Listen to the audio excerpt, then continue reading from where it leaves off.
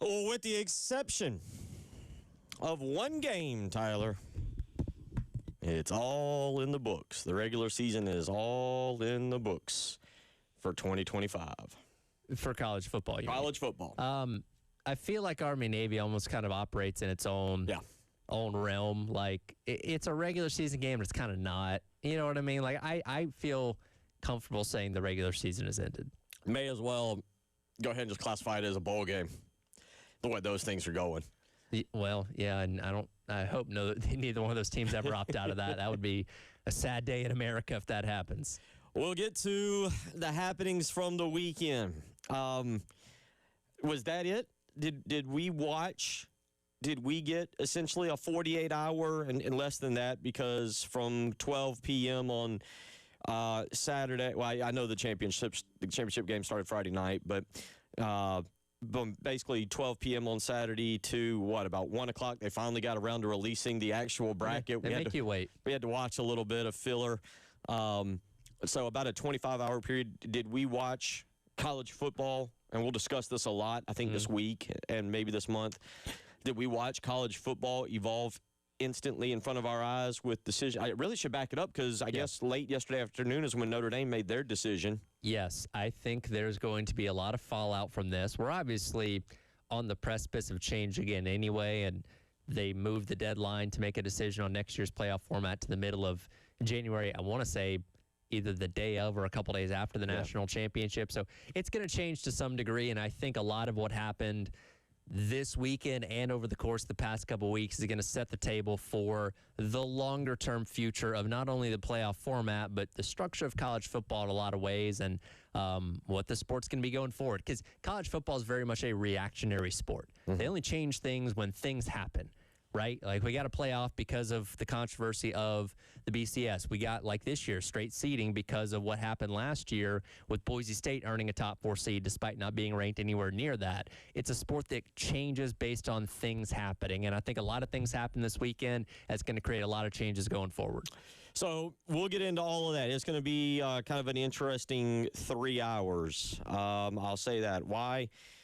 Because as we sit here and on Twitter, the old Spur hits me up. It says, look forward to the show today. Can you give us some insight on why this OC thing is taking so long? On Friday, it seemed like a sure bet. I anticipate. Now, I've been wrong, and I don't know what exactly now we're waiting on. I feel like in the next 3 hours, there will be some form of, and it may be 5 o'clock today. We run out of, Tyler finally gets to go home at 3, and we run out of time at 3. Our 3-hour workday, my 3-hour workday comes to a close.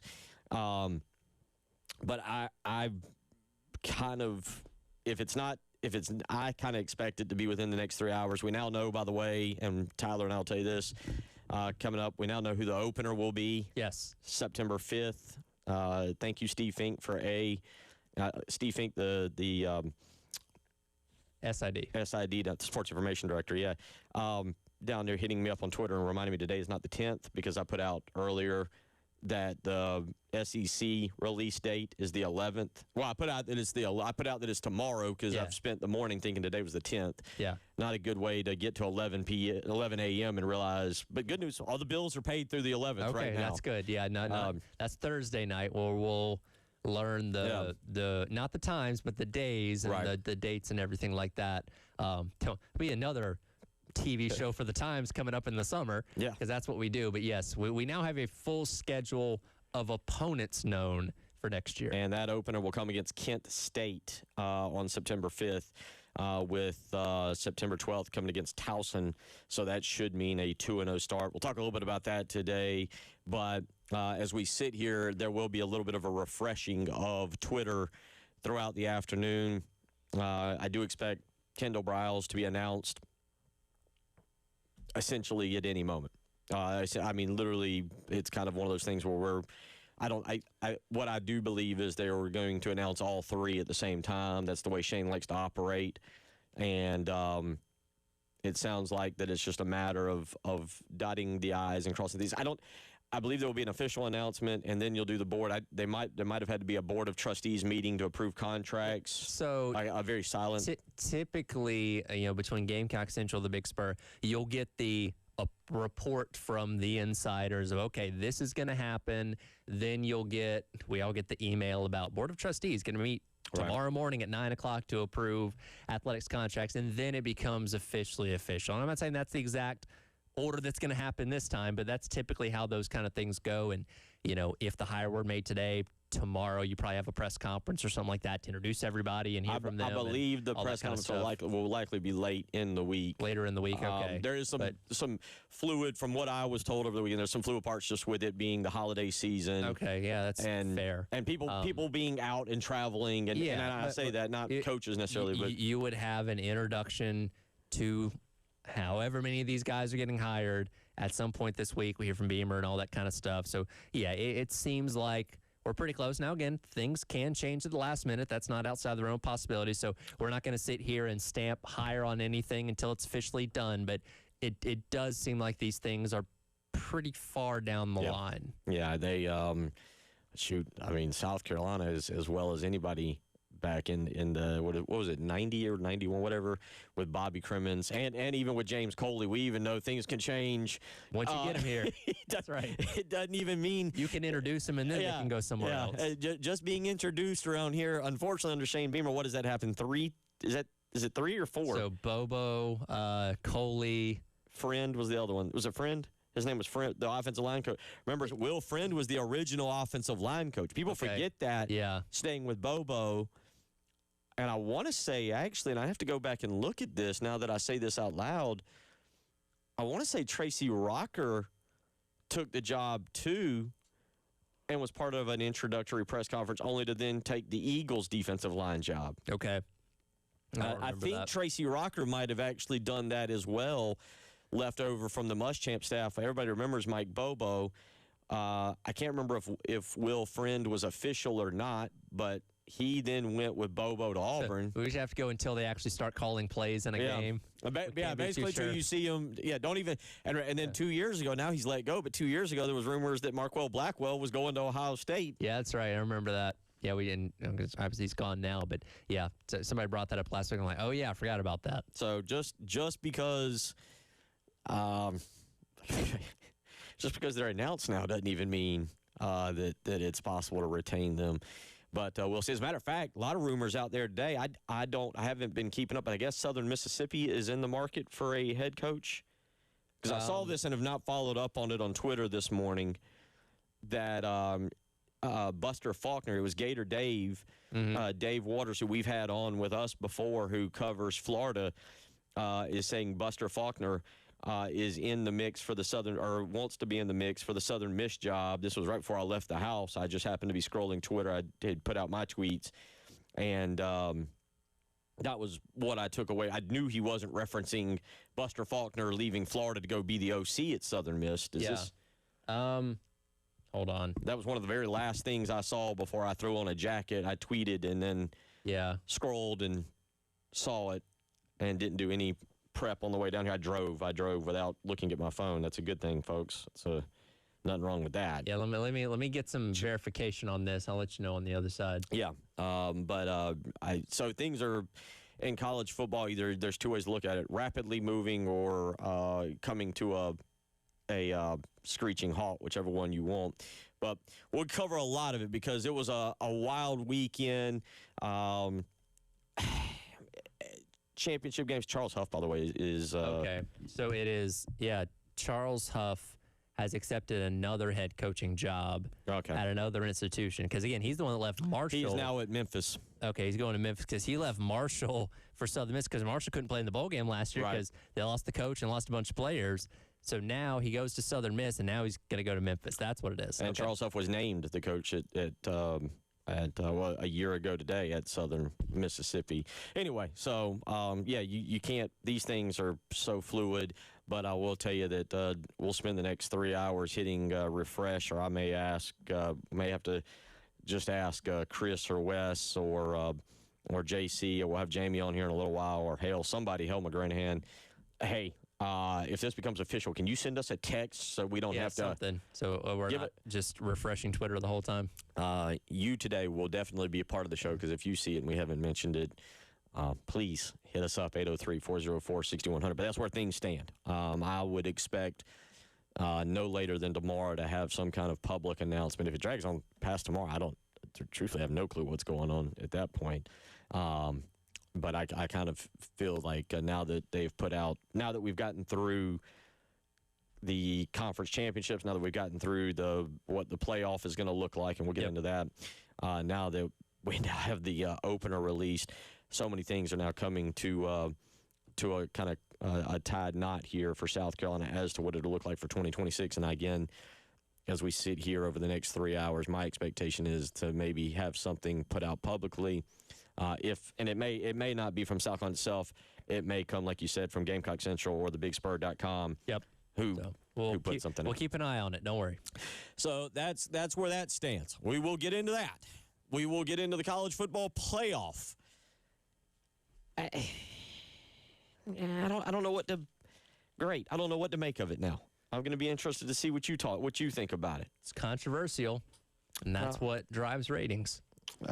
We'll get into that. We'll get into conference championship games. What do they mean? We'll talk a little basketball, more from a standpoint of now South Carolina hits kind of their winter break. They defeat Stetson 82-51 on Saturday. Okay, they did what they were supposed to be, but it's more of, all right, we've seen them play 9 games now, and the SEC did not have a good day in basketball yesterday, by the way. No.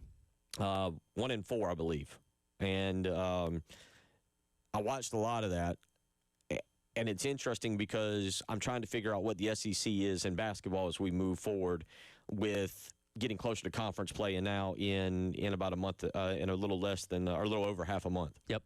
We'll see. So we'll talk some about that this afternoon. If you want to, again, weigh in, 803-404-6100. Jamie Bradford set to join us at 2:15 today. So a lot to get to, a lot to discuss. You're listening to Tyler Head, Bill Gunner, Captain David Dare at the full controls. It is the halftime show.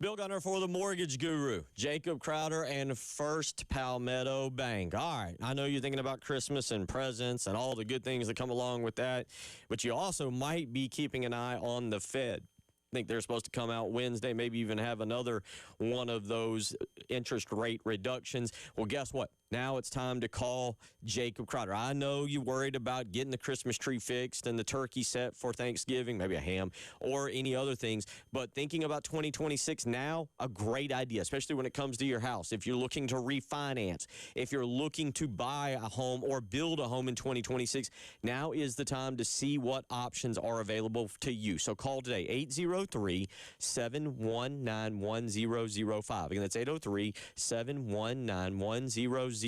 You can give Jacob Crowder a phone call today, speak with him on the options available to you, and see what the Mortgage Guru with First Palmetto Bank can do. Tell him Bill Gunner sent you.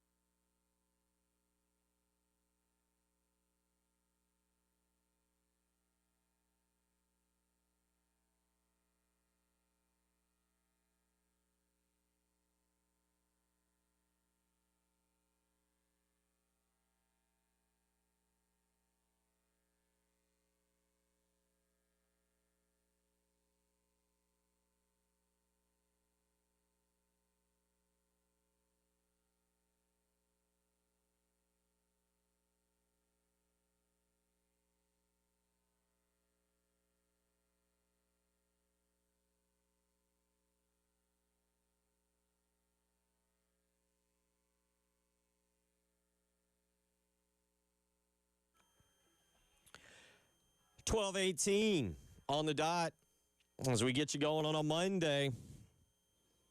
2 weeks. 2 weeks until Christmas. I know it's the 25th. Well, trust me, the way my day has gone. To learn it's the 8th halfway through the morning is unsettling.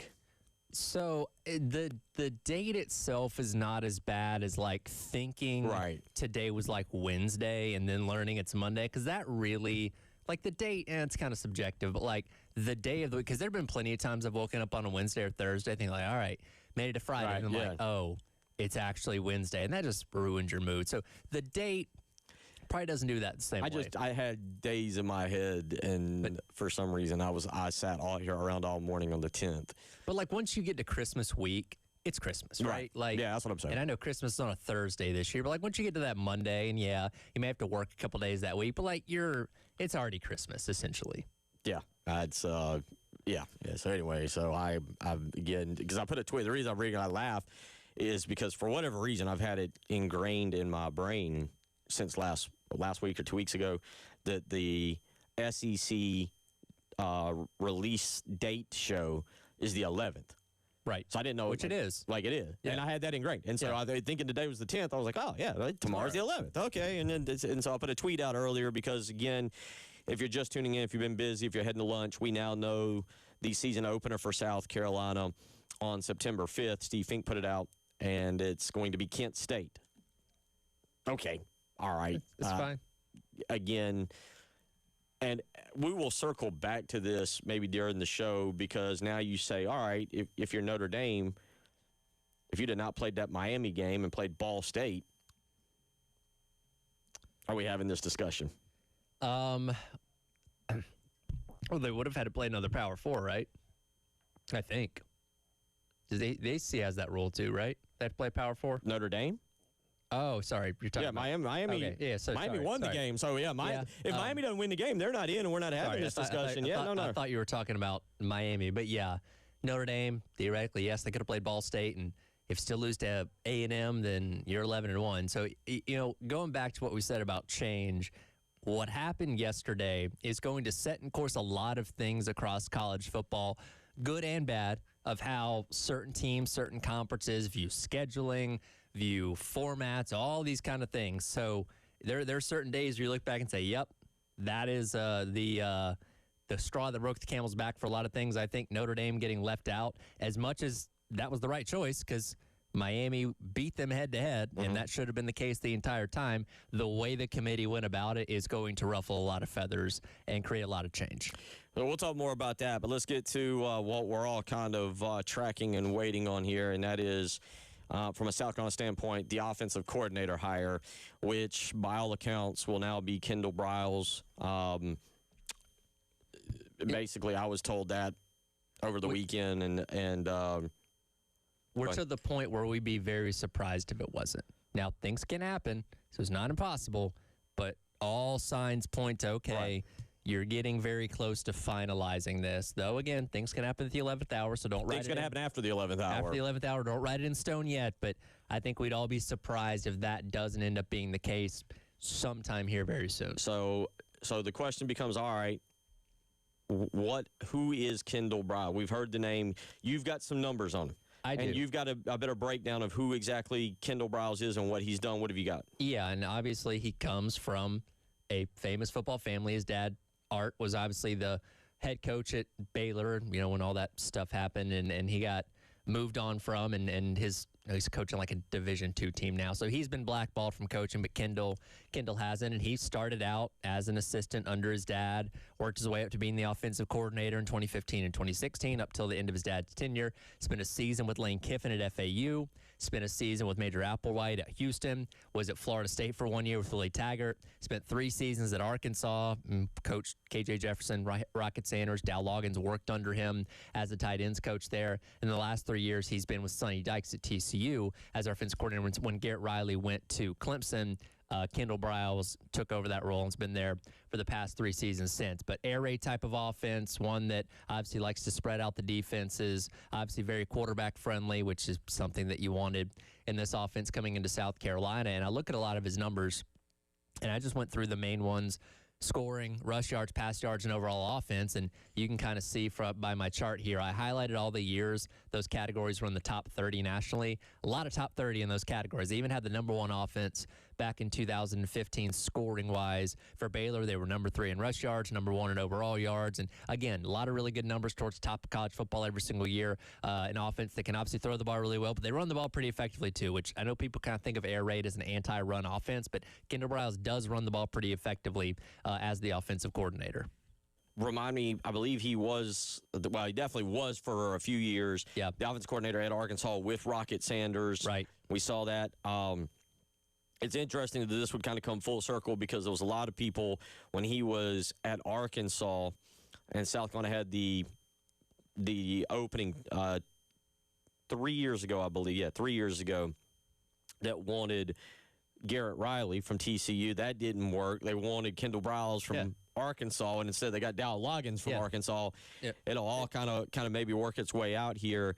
But Kendall Briles was running that offense, and you mentioned the Florida State offense too, which, by the way, I feel like he doesn't get enough credit for because Willie Taggart was a disaster of a coach. Yeah, so that season and even the numbers that year weren't terrible. They were 59th in yards per game. They were 93rd in rush offense, which isn't great. 34th in the nation in pass yards, 73rd in scoring. So, yeah, one of his worst years was that year at Florida State. But, again, how much is that on him? How much is that on Willie Taggart? It's debatable. But in most of the years since, the numbers, for the most part, have been pretty good. 803-404-6100. You know, I didn't know from the get-go, and I still kind of will say just hire a guy and let's see if it works. That's really what we're kind of at right now. This isn't a 4-year plan. This has to work, and it has to work pretty doggone quick for Shane Beamer to hang in there. Now, I don't know what next year looks like. You know, this will be step, 3, 2, 3, depends on how you all want to lump them together in the process, because you get your offense coordinator in here, and then you look at your quarterback and go, okay, you want to stay? You hanging around? What are you doing You like now? this? This is what you want to play in, or you gone? That becomes the next question to answer, obviously. But it's something different. And you hold him to kind of a date now, right? Like, you try to take the power. I insinuated this last week with you, but there's got to be a little bit of telling Lenore Sells, and he can tell you one thing and still make a decision in January that goes opposite of what he said. Sure. But this is a situation, I think, where Shane and his staff and Kendall Briles and whomever has got to start prepping for if Lenoris is coming back. Let's just say you go down the line, right? What we think is the line. All right, Lenoris, you're back. Okay, that's probably QB1. Cutter, you good?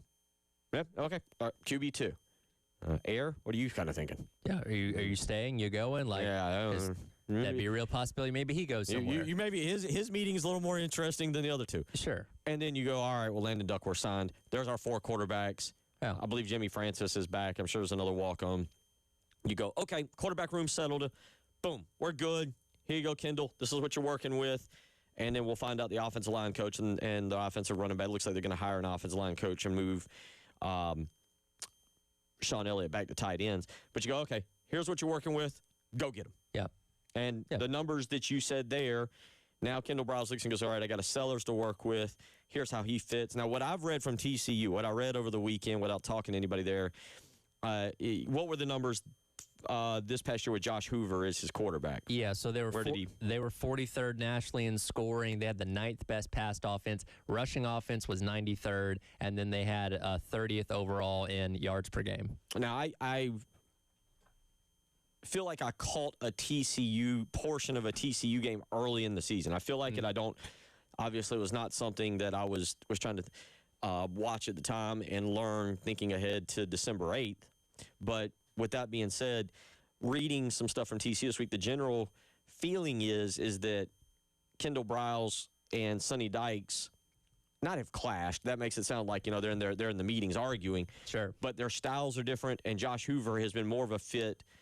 Well, is not a good fit for what Kendall Briles likes to do. Now, that's the way I've read it from TCU fans. I could be It could be something farther from the truth here, but they kind of want to go back. TCU fans, whatever, kind of wants to go back to Sonny Dykes. I'm like, well, yeah.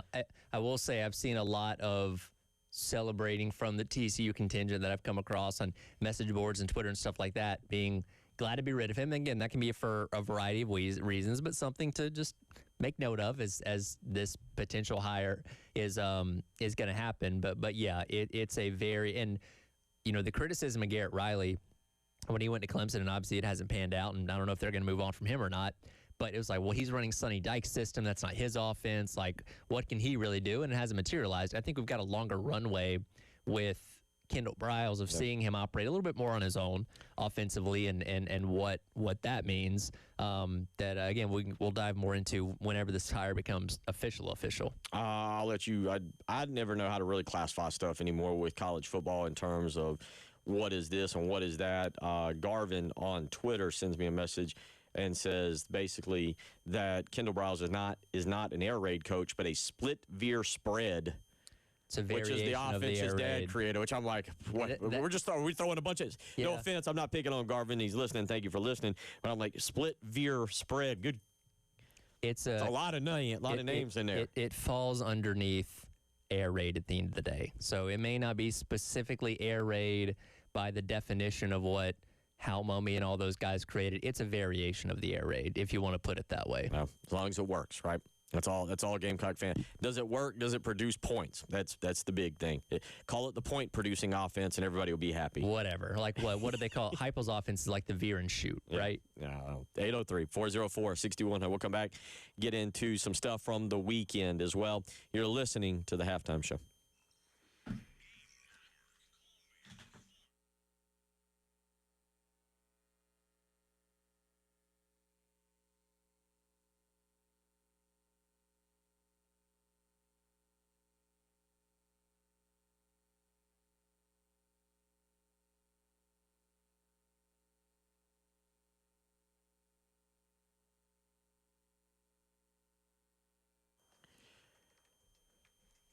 Bill Gunner for Old Timey Meat Market. Christmas is coming up. Let me tell you, there is no better gift than a new grill or smoker. And with Traeger grills and smokers, you aren't going to find a better brand that does a better job. And guess what? You're in luck. Right here in Lexington, the Old Timey Meat Market is your Traeger grill headquarters. That's right.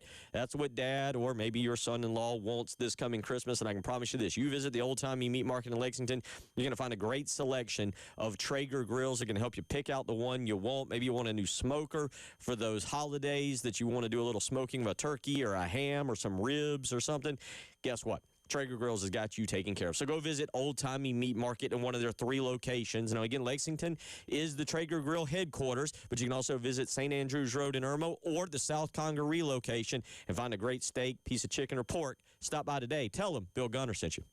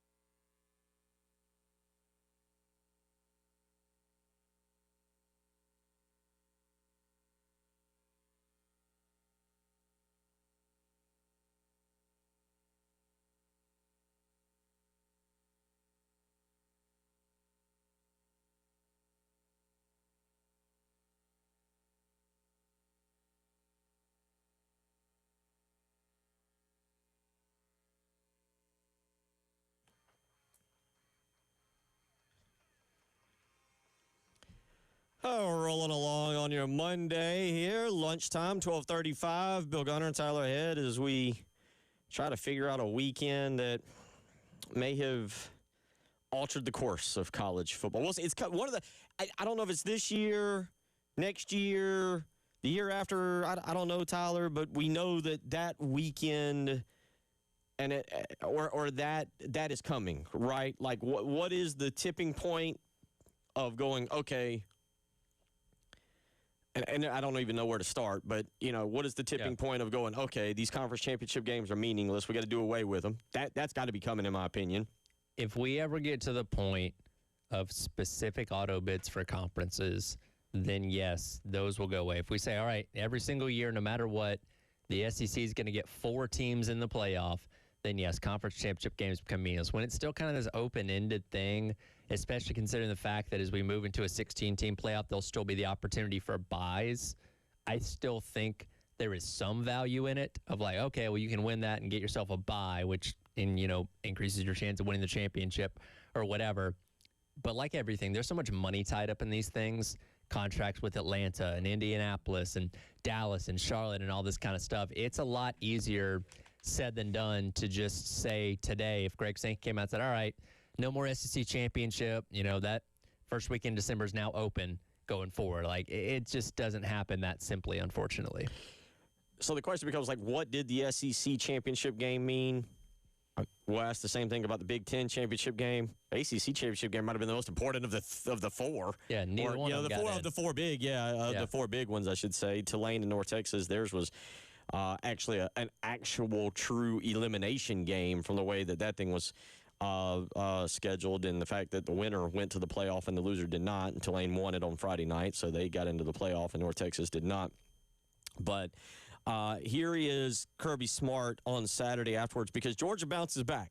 Yep. No problem at all with Alabama on Saturday. And it was a game that, again, it was odd. But here's Kirby Smart talking about how Georgia has gotten better throughout the season. They've responded in the face of so much adversity, so much criticism, and they just kept getting better and better. A couple of them just told me they want to go back and practice tonight. They said they want to get out there tonight and get a bloody Tuesday when we get back home. That's the kind of mentality this team has. They want to practice some more. They want to practice some more. They love contact, and we love them. It makes me realize I hadn't heard from Kirby in a while. Yeah. There's been a lot going on with other. Lane Kiffin's dominated the headlines. We got all this other stuff going on. It makes me realize I forgot about Kirby. I hadn't got to hear from him in a while. Well, and especially not a fired up one. Usually, weekly press conference is pretty subdued. Even after some wins, it's pretty like, all right, handle our business, move on. Like, that was winning a championship on Saturday, so you heard him a little bit more excited than usual. But yeah, when you look at what the Georgia team was early on in the season, the one that lost to Alabama in a week, whatever that was, back in October or September, I guess, it was a team that's like, hey, defense isn't as good as it has been. You're going to have to score a lot of points if you want to win games, like they had to do against Tennessee in that overtime game at the beginning of the season. Now it's like, okay, the defense is playing well, and you can score a lot of points on offense. So they've molded and evolved, and as this season's gone along, to where I think they can match up with just about anybody. Well, let me ask you, in actual football discussion from the weekend, it feels like they are the undervalued team when you talk about who can win the national championship. Indiana jumped. Now, Vegas still has Ohio State as the favorite. Indiana's 2. Obviously, Indiana. To me, Indiana this weekend, I feel like this weekend, at least for any holdouts like me, I'll let you speak for yourself, we had to acknowledge, yeah, they're good, and Craig Signetti knows what he's doing, and okay. I've watched enough Indiana this year to see that they were significantly better than they were last year, but yeah, I think this weekend was the confirmation for a lot of people, like, okay, this team really is legit, because that was a knock on them last year, is they played a more favorable schedule, and when they played Ohio State and ultimately Notre Dame in the playoff, those games weren't close. So it's like, all right, you just benefited from your schedule being light. When you played the tougher teams, you came up short. Well, they beat Oregon. They had to survive against Penn State, and that Penn State team did make a bowl game and had 2 playoff teams on the rope, so not a terrible team by any means, even though they fired James Franklin. And then you beat Ohio State straight up. Yeah, I know Ohio State shot themselves in the foot a couple times in the red zone, but still, you made plays to win. Fernando Mendoza made some clutch plays on Saturday. Like, that is a good, legit team. There's no, well, it's only because of this or that. Like, no, they're legit. But I say all that because I feel like Georgia's kind of the underrated, we're not talking about team because for whatever reason, they've kind of gone under the radar this year. They got beat by Alabama back in September and then just kind of navigated their way through the season. They beat Tennessee in that wild game. That was actually prior to the Alabama game. They got past Mississippi. They kind of kept just doing what they were supposed to do, but it felt like the Georgia reign, if you will, has come to an end. Well, because in the years they won back-to-back national championships, they dominated pretty much everyone, with the exception of losing the game to Alabama in the SEC title that they, got their revenge back in the national championship. More often than not, they were just obliterating teams. Yeah, they played a tight game here or there against, like, Missouri in 2022, but for the most part, they were kind of undisputed, head and shoulders above everybody else, and that's not been the case. They've had to find ways to win and need some luck on their side, too, like against Tennessee with them missing the field goal at the end of regulation. So they've been winning differently, but they're playing their best football right now. They had to cinch things down the fourth quarter against Ole Miss. They dominated Texas late in that game, and obviously did the same thing to Alabama on Saturday. So that's the thing. We talk about, Beamer coach teams playing their best football at the end of the year. That's what this Georgia team's doing right now, and it's going to be a serious proposition for whoever matches up with them in the playoff. Now the question becomes, they win the game. What was the significance? They win that game focusing entirely on that one singular game. You say the easy answer. I say the easy answer is, they get the bye. Yeah. If they don't win that game, I don't think they get the bye.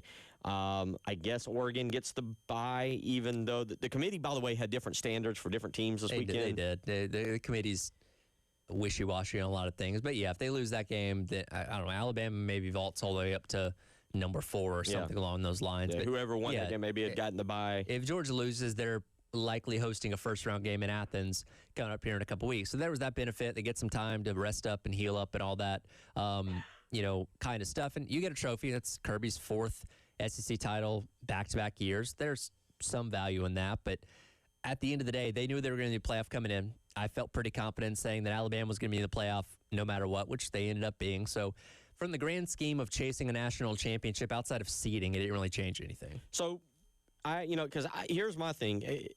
I think we're getting to a point, especially if you go to 16, and you said automatic. But, I mean, if you're in a conference championship game, there's going to be – it's not always going to be the same. Duke and Virginia is that example this weekend, right? Sure. But you can make the case for the other 3 Power 4 championship games, all 6 of those teams. I'll make the case for BYU. I can make a case for BYU. In a 16 team, they probably would have. And I think in a 12 team, they should have been in. I have a hard time punishing someone who loses one regular season game, and then loses to the same team. By the way, that is maybe a top 4 or is a top 4, depending on how you want to look at it on Saturday prior to the end of that game, but is now a top 4 team. Like, I have a hard time punishing BYU for that. It's kind of the same way I had a hard time punishing SMU last year for what they did. Clemson would have been a lot easier if Clemson would have lost. Now we know how that all played out. Yeah, because Clemson, their only way in was to win. Right. Like, they didn't have any other pathway. And yeah, if we weren't doing auto bids and it was just a straight up top 12 teams, BYU's probably in that point in time, and they're probably not punished for losing that conference championship. But like you said, there are different rules and stuff for different conferences and teams, and it's very much an imperfect system. But you know what it creates? Drama and talking points, which is what it was designed to do at the end of the day. 803-404-6100. We'll come back. We'll talk about the Big Ten championship game. Hear a little bit from Kirk Cignetti and, Fernando Mendoza. He was excited. I mean, he should have been, but boy, was he excited. If you haven't heard that, we're going to let you hear that as well. You're listening to The Halftime Show.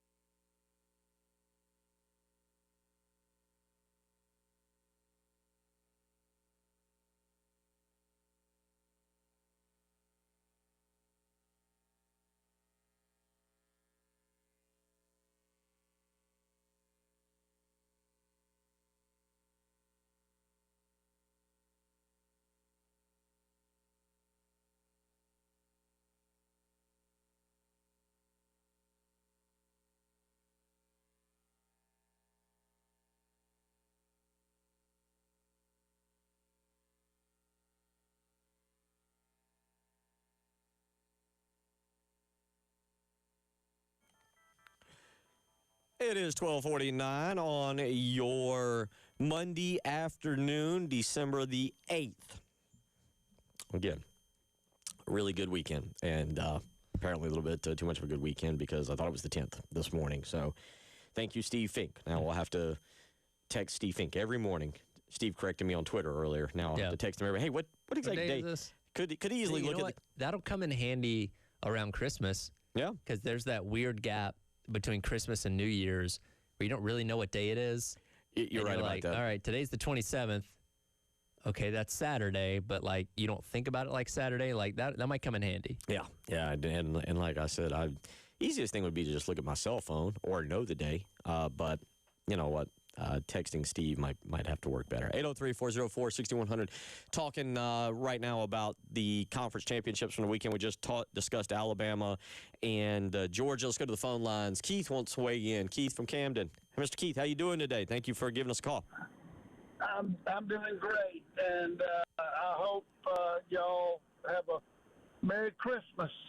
Look, here's my take. I looked last night at some of the people sitting around the table on this committee, and there's several that I go, okay, I can understand that, but for the most part, I think most of them are qualified to be sitting around judging a science fair or something. I mean, you look at Alabama lost 2 of its last 3 SEC games. We saw them in Columbia. We know what we have, and I mean, it's just ludicrous. Alabama is not a very good football team. Even they would admit that it's below their standards, but yet, here once again, we see how this thing works. It's just crazy. I mean, it's just ludicrous. And, I'm just flabbergasted. I don't know what other people think. To be honest, I don't know that it really matters. They probably don't care what I think, but this is a joke. I enjoy y'all's show, and have you heard anything on, I know we're looking at offensive coordinator, and you've talked about that, but is he going to be tied to an offensive line coach? Love y'all's show, and we'll hang up and listen and want to hear what y'all think about this committee. Yeah. Have a good day. Thank you, Keith. Thank you for the phone call, and thank you for the compliments. We'll probably get more into that in the next hour, so don't go anywhere. Mm-hmm. But real quick, offensive line. It sounds like the offensive line coach is now, I don't know the details. Like, did Shane go to Kendall Briles and say, like, hey, I got a list of 3 here. Yeah. Who do you prefer? I don't know the ins and outs of that. It does sound like the hire will be independent of the offensive coordinator. And it sounds like the running back hire will be independent. There seems to be more smoke now around the name Stan Drayton than Jimmy Smith. I don't think it's a situation where, to answer if this was Keith's question, I don't think it's a situation where Beamer is going to Kendall Briles or John David Baker or the guy at Old Dominion whose name now I completely blank on, Kevin Decker, and going, hey, I got your spot and 2 others that you need to fill. Who do you want? Yeah. Makes sense? Yeah, it's kind of based on reporting, that kind of seems where things are at right now. And once you hire the offensive line coach, the offensive coordinator, I think those other things kind of fall in line probably pretty quickly after that. I think you said the thought is that you maybe kind of introduce all 3 simultaneously. The press conference, I can tell you, will be all 3 of them at the same time. To his point about the committee, and I'm with you, I think there's people on that committee not qualified to make these decisions. And I just kind of looked it up to refresh my mind. You do have former coaches like Mark D'Antonio, Mike Riley, Wesley Walls is former All-American at Mississippi State. So you got some like football people in there, but I don't think any sitting athletic director has any business making these decisions on who makes a 12-team college football playoff, because I think they're too ingrained in the business side of things instead of the actual football side. And I think this decision should really come down to the football, not so much the business side of things. We'll circle back to this in the next hour, at the top of the next hour, because there's a couple things. I don't blame Alabama. And, I feel bad for Notre Dame. And there's a team that's in the college football playoff that there's 2, but, just shouldn't be there. And I think we got to have that discussion as well. So we'll circle back to all of that in the next hour. 803-404-6100. I tell you what, we'll stay on the phone lines real quick. Baron, you got about a minute and a half. Welcome in. How you doing this afternoon? Go ahead. Hey, guys, y'all do a great job. So I'm just saying it. And most of us guys that are calling in got better second-guessing ideas. We need therapy. I think the committee, whatever, I've been through it backwards and forwards, looked at all the arguments, and everybody just don't like it, is pulling for some team they thought should have got in. And we all feel like that. But they did an excellent job when you come right down to it, choosing who needs to go in. And they put two weaker teams, smaller colleges like Tulane, but who knows? They may beat Ole Miss. Tulane may.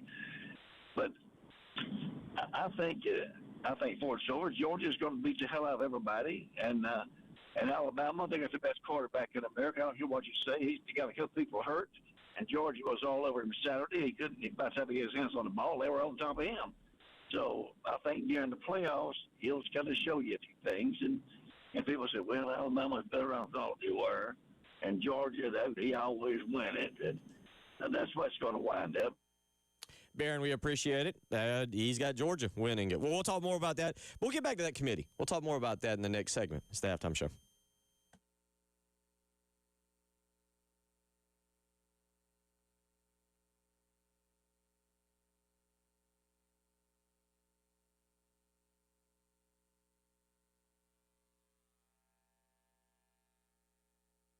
Time right here for our friends over at Tilly's Warehouse, first wine and spirit store in 5 Points in the past 20 years. Whether it's a night in, a tailgating weekend, or just hanging out with some family and friends, Tilly's Warehouse got whatever you need for that event. If you want things like G4 Tequila, they've got it.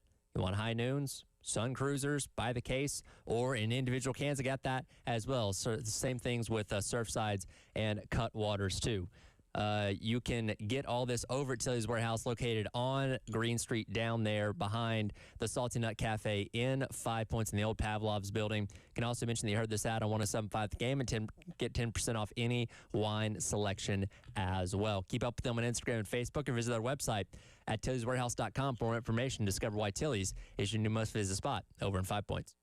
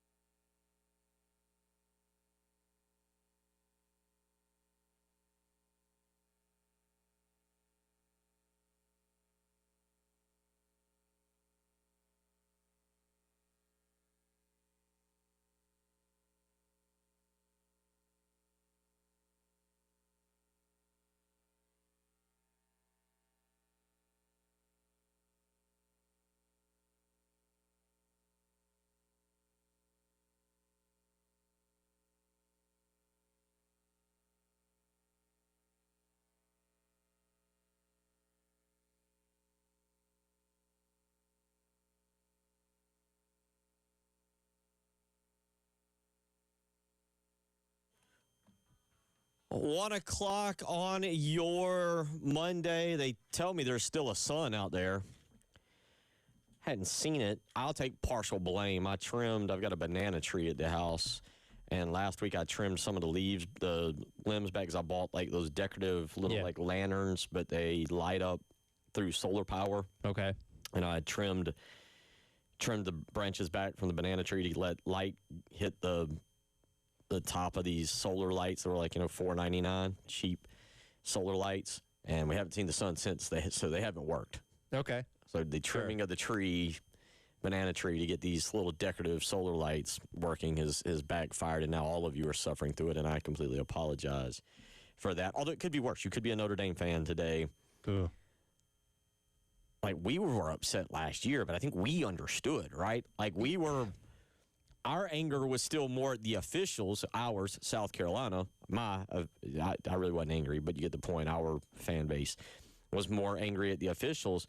Notre Dame's just angry at everybody.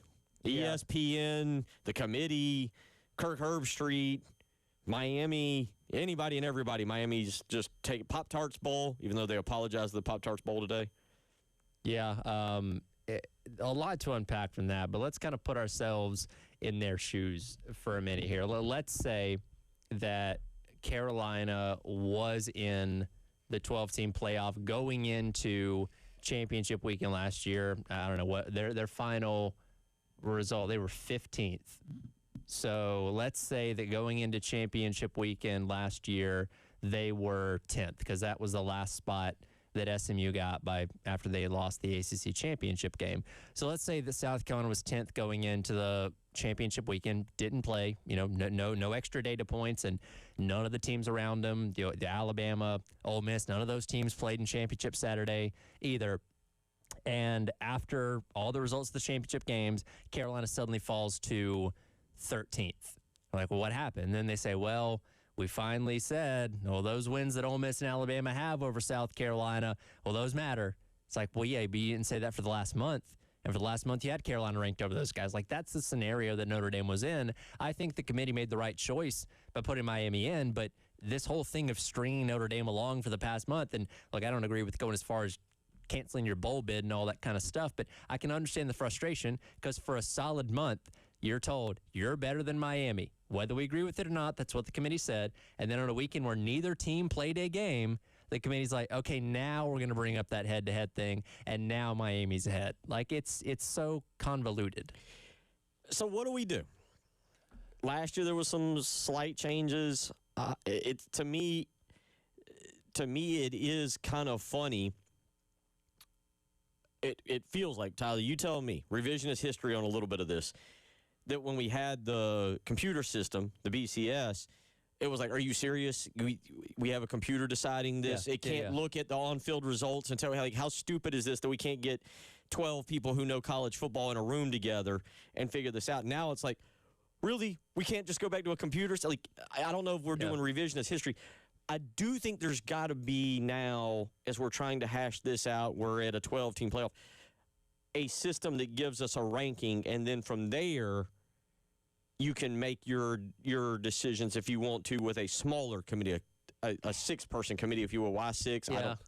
Less voices in the room, if you will. Better chance of getting the smarter people in the room. Well, it's funny because for the longest time, we decided championships and rankings based on the AP poll. Right. They're like, well, hey, all the writers. Yeah, we don't trust the writers anymore. Let's create this computer algorithm that does factor in polls as well. So humans did have a small part in that.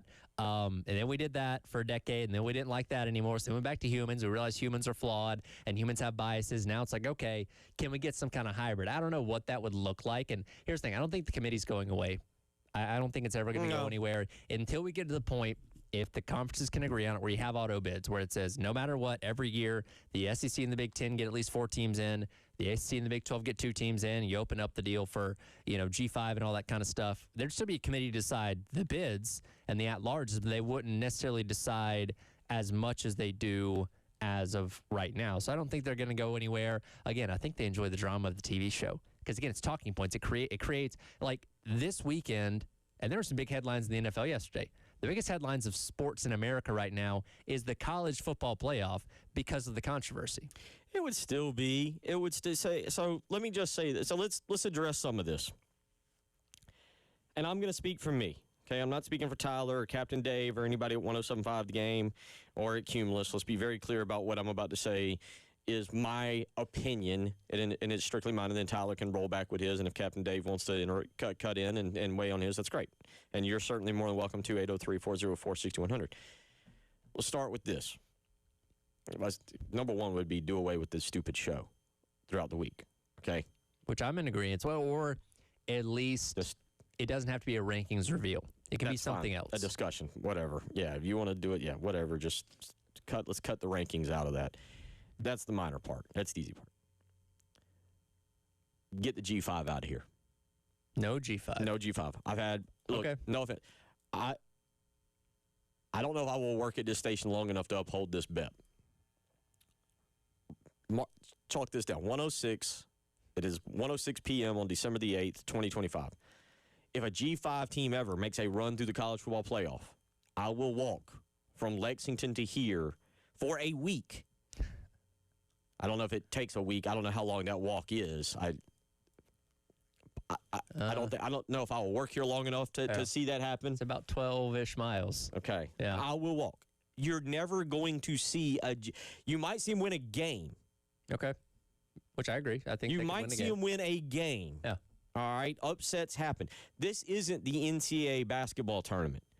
And there is a definitive difference between James Madison and Tulane and all those teams in the G5 and then the Power Four.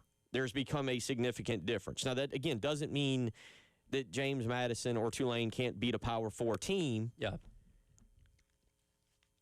But you look this year, Tulane lost by 5 touchdowns to Mississippi in the regular season. Right. They're not good. A G5 team will never make a run. You put a James Madison team in there. Now, listen, part of it's the rules, right? I guess it's not the committee's fault. They could have chosen Alabama. Or they couldn't have chosen Alabama. You couldn't have. It's not Alabama. I'm sorry. Alabama was my third team, by the way. You could not have chosen Notre Dame and put them in over James Madison. It had to be James Madison or Duke, right? Yes, it did. Okay. All right. And in that case, it was like, Duke gave you nothing. Yeah. Look, I get Manny Diaz stumping for his team as he should as a head coach, but there was nobody believed Duke was going to get in on Sunday. But the point being is that, like, you can be mad at Miami, you can be mad at the committee, you can be mad at the fact that Alabama now has 3 losses, one of which was to a bad Florida State team. You can say all this stuff. The point being is the way this is set up, you're including teams, and fine, inclusion is great, but not in this case. Not in this case. And you know what? You go, well, what do you do with them? They get their own playoff. Let the G5 have their own playoff. It's perfectly fine. I am perfect. You know what? Let them have their own playoff, and I'll watch, and I don't know how many other people will do this, I'll watch the FCS playoff. It's fun. It's entertaining, mostly because of the weather. If you look like they're playing out of like Montana State. Yeah, and you're like, oh, God, that looks... You know, I watched the Packers and the Bears strictly because it was 4 degrees yesterday. There's always a blizzard in South Dakota this time of year. Yeah. Give the G5 their own. And you can still play, if a G5 wants to play I hate using words like this, and I apologize because I feel like I sound stupid. But if a G5 wants to play a P4, it makes you laugh, right? It does, and technically it's G6 now. Okay, because the Pac-12 isn't recognized. Good point. And the Pac-12 will actually be a legitimate conference next year. So good point. We have to start calling it G6. We went from P5 to P4. Now we're going to go from G5 to G6. Is G6 a plane? It was a song like a G6. Yeah, okay, so it is. Like it's like a jet. Yeah, all right. Yeah. A personal jet. All right. And I laugh. But, yeah, if a G6 wants to play a Power 4 team in the regular season, you play one game. Stockton's going to play Kent State. They're going to play, I believe, Towson's FCS, right? Towson's FCS, so, yeah. right. Okay, fine. But when the time comes, they get their own playoff that then they can fight for a championship because it's just, to me, and, again, I want to be clear about this because I don't want anybody, like, oh, 107.5 The Game thinks. No, it's Bill Gunner saying this.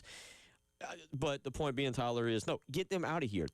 This isn't the NCAA basketball tournament where it's a cute story and I can see Butler or Wichita or George Mason making a run to it's a different entity, and you're never going to see that with a team making a run to the national championship. It's not going to happen.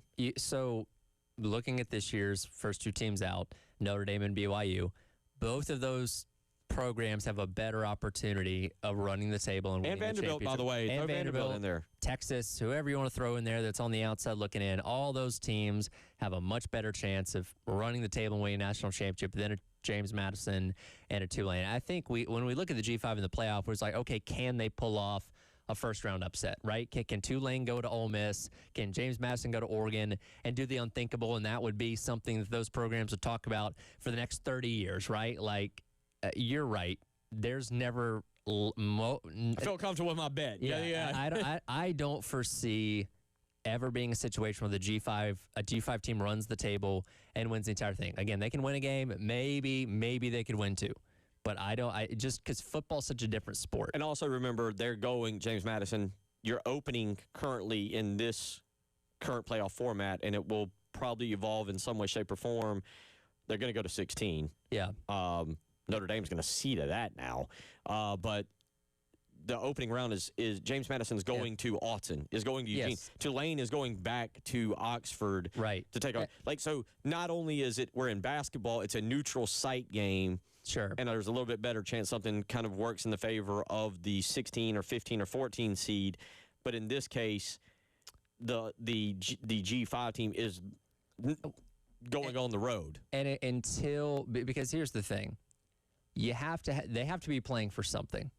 And until you actually establish a G5 playoff, if you just say, well, the G5 is not going to be in, even like in the 14 playoff, I mean, the BCS, there was an opportunity, if you were good enough, like those Boise State teams or Cincinnati that made the 14 playoff, you can get to a certain level, you can be in and go from there. And we obviously saw that happen one time with Cincinnati. But if you just kind of outright say, well, you're not going to be in the playoff, then it's like the G5 isn't really playing for anything until you establish. But they're not, no offense, but they're not playing for anything. We already know this. And I agree. And I think you do have to kind of establish, because, again, we have FBS and we have FCS, but the G5 is this middle ground in between, right? Where, again, we kind of pretend that all 136 teams play for the same thing, which they don't. So if you take the 70-some-odd teams of the G5 and create their own playoff and just, I don't know, we can go back to calling it Division I AA or something, or FCS Division II. I don't know, something along those lines, G5 championship, where, yeah, and I'd watch that. If you did that in December, a couple days before the semifinals or quarterfinals of the actual playoff, sure, I'd watch that. But it is an interesting dynamic of how much we don't want the underdog story as much in football as we do in other sports, because it is a harder path. I agree with you. It's just a totally different, the way you're right, the way the sports are set up. And you know what? If you want to set it up where you think you have a slight open possibility where you think a G5 is good enough, okay, all right.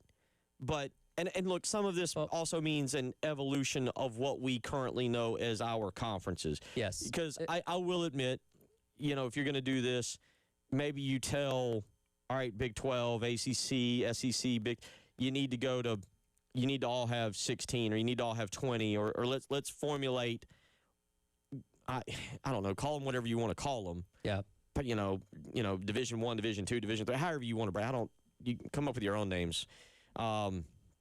But my point on that is, like, they're not playing. Coastal's playing for the Sun Belt, and that's cool. Sure. And guess what? If you do what I'm suggesting, they're still playing for the Sun Belt. But Coastal doesn't open the season going, we're playing for a national championship. Right. And Troy and App State and all of those others. We'll continue talking about that. That's my first point. 803-404-6100. We continue to roll along. You're listening to the Halftime Show.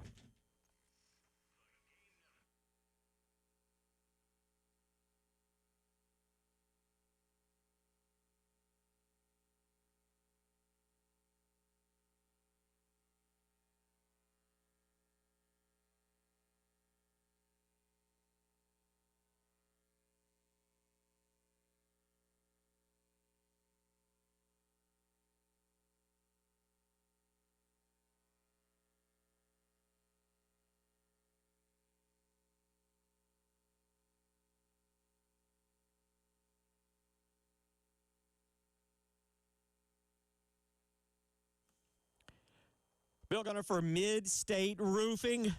I feel like we've been in 40 days and 40 nights of rain the last several days, but it's only actually been about 5. But still, how is your roof held up? Have you started to notice a leak? Maybe you haven't noticed it yet, but it's actually in the attic, and you're about to go back into the attic, and then you're going to find it. Well, my question to you is, what are you going to do? Good news. The answer is simple. You're going to call Mid-State Roofing, because for over 30 years, they've been helping people, whether it's your home or your business. They've been keeping you dry and running, and they're going to do that long into the future because their customer service absolutely second to none. So give them a phone call today, 803-356-1919. Again, that's 803-356-1919. Whether you're here in Columbia or Charleston or Aiken or Augusta, Florence, Myrtle Beach, you get the point. All over the place. Mid-State Roofing is helping both businesses and families, making sure that their roofs keep their operations dry and running long into the future. So if you've got a leak, let Mid-State Roofing take a peek.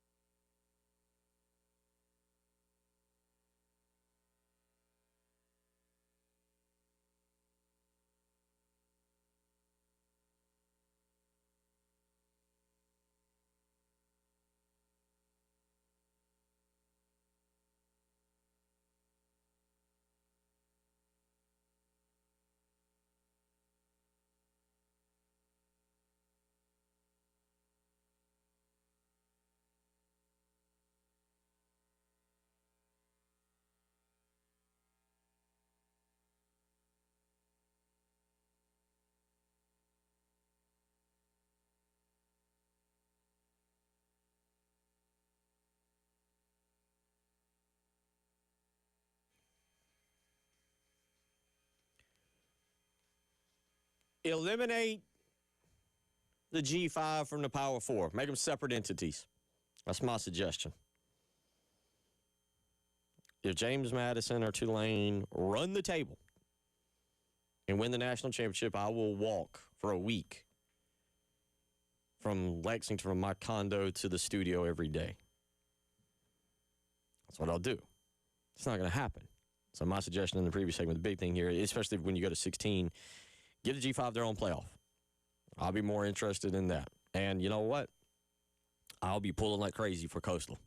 Absolutely. For them to get into the G5 playoff and go win that. 803-404-6100. To the phone lines we go. Oliver wants to weigh in on the college football playoff. Oliver, how you doing this afternoon? Thank you for giving us a call. They call me Triple T, trash talking tackle. Oh, great. First of all, to all these folks that said Notre Dame should get in, hell no. Notre Dame is the only major Division I school is not in a conference. They're independent. Last year, Notre Dame got $20 million from the playoff. They didn't split it with nobody. They got a contract with NBC. Don't split it with nobody. That's not fair. In all these sports, except football, they're in the ACC. In the COVID year, they went in the ACC because I think the Pac-10 and the Big Ten didn't play football. So they had to align with somebody, so they stayed in the ACC for the 2020 season to benefit to be able to play. They should be in a conference. It's not fair to them other schools. If they was in the ACC this year, they would have been in the playoff because they would have played Virginia for the ACC championship and beat Virginia. I'm sorry, folks. No, they are getting an exception. They shouldn't get no exception. I'm serious. That's double standard. Notre Dame want their cake and eat it too. That's not fair to the other schools. I don't care if they have 40 teams in the playoff. Somebody gonna say they should get in. There's nothing with James Madison. They're Division I school, Tulane. So kudos to them. They qualify. So folks, stop saying that James Madison, Tulane not deserve being in there. They don't. They're Division I school. They don't. Okay. They don't. Huh? They don't. It's the way. That's what I'm gonna tell you. They don't. They're not good enough.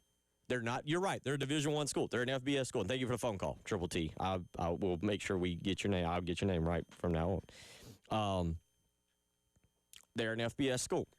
I don't agree with that. That's a whole other argument for a whole other time because I get it. It's a financial decision, right? Like it's a Tyler, those schools made financial decisions.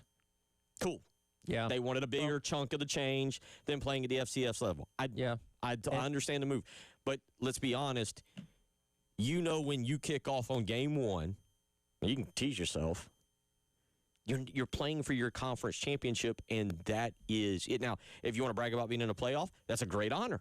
Sure. That's going to be something that's a great honor if that's what you want. I got to admit, I've never led my life that way of being like, hey, I just want to get to here. I always wanted to win a championship. I always wanted to be the best, not the dude amongst the 8 best. This is me. I don't want to make this about me, but I am. I always wanted to be the best. And I got lucky to be raised by people that created that standard. Right. Say what you want about Dabo, but what was it? But best is the standard? Sure. Just make fun of it, but I guess I live it. I don't know. Great. I'm a Clemson person. I didn't realize it until just now. That's a great way to learn. But the point being is, like, when you kick off, and I'm becoming a bigger and bigger and bigger Coastal Carolina fan and pulling for them. Sure. I love Chance Miller. We've had him on. We're going to get him back on. I'm becoming a fan of their programs, a bigger fan of their programs. They don't play. They're playing literally for the Sun Belt. They can't run through 4 teams. Tulane cannot run through the college football playoff. Tulane will probably get beat by 3 touchdowns. They might keep it close. I don't know how that thing with Mississippi is going to go because I don't know what Mississippi is right now. Sure, and I guess that is the prospect that keeps you open mind is like, well, what if, right? What if they were able to beat an Ole Miss? What if the ball bounced their way in that game? They got lucky against Georgia or something like that. I think we're so new to this.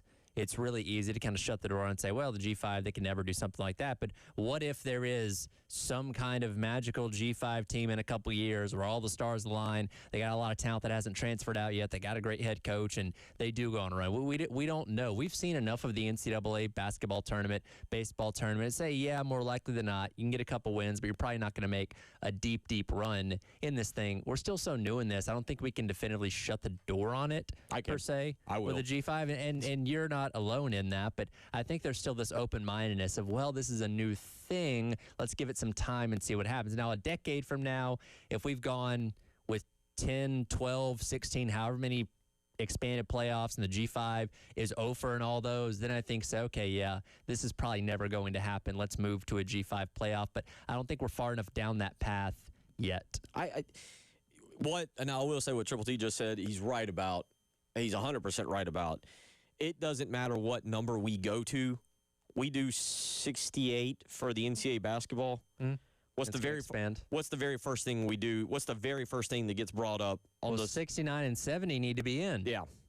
Well, they went 18 and 12. Yeah, they went 5 and 6 against quad 1 opponents. That should get them in. Yeah, you know why are they? Yeah. So yeah. What Triple T did say is we're always going to instantly talk about the next 2 or 3 teams, whether we're it's 12 or 16 or 24 or 48. And Scott Van Pelt, I heard his breakdown of this over the weekend. I thought it was a really good point, where it used to be with the BCS and 14 playoff, you had to be so darn perfect or close to perfect that we were debating between undefeated and 1-loss teams with very few blemishes on the resume. Now we've expanded to 3-loss teams, 2-loss teams, 4-loss teams. And someone says, once we get down to the 16, you're going to have 8 and 4 teams. Say, well, we should be in. No, we should be in. Like, you move it the line further down. You get into all these teams that are so similar, and it's a lot harder to debate their resumes. For one, they don't usually play each other more often than not. And two, it's just they're so flawed at that point. 803-404-6100 is how you can weigh in. Scott, I'll let you weigh in here. We got about a minute and a half. What's on your mind this afternoon? I'll make it real quick. I'm an NC State grad, but I enjoy your show. Here's the deal. ACC Tournament Championship. Virginia wins. Okay, ACC is appeased because Virginia is in. Okay, Duke, thankfully, and just like you guys said, I love the fact that Duke won. Screw this whole thing up. All right, they have to. The committee has to appease the ACC, else we're out in the cold. So what do? They choose Miami. Like your previous caller said, Notre Dame is an independent. We rent them. They're an ACC school for all of the other sports, but we rent them for football. So, in Notre Dame, quit your crying. Align yourself with somebody, win your conference championship, and you're in. So, Miami was chosen to appease the ACC. What do you think? Appreciate the phone call. I think Miami deserved to be in. I think Notre Dame deserved to be in. I'm not. Listen, they made the right choice at the end of the day. They just went about it in the stupidest way possible. Again, my argument.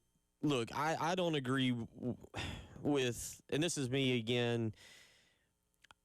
I think there's too many variables. I know head-to-head matters. Yeah. Well, if you want to break it down, that game was a 3-point game. Now, Miami dominated a little bit more. The final score was a 3-point game. It was C.J. Carr's first start of his career. It was in Miami. Say what you want about playing in Miami, but it was still in Miami. It was the opening game of the season. There's a lot of variables to it. Would Notre Dame have lost that game on a neutral field as the 12th game? I don't know. To me, they're the same. They're equal teams. Do I think they're national championship? Let me put it this way. Do I think either are better than Ohio State, Georgia, or Indiana? No. Right. But do I think that they're more likely to make a 4-game run? Sure. And win than Tulane or James Madison? Yes. And that's my argument there. And I tell you what, I know you want to, but we hit this break. We'll come back. Sure. We'll hit this break and we'll get into it. I'll give a follow-up to what the caller just said there when we come back. Yeah, you're listening to the Halftime Show.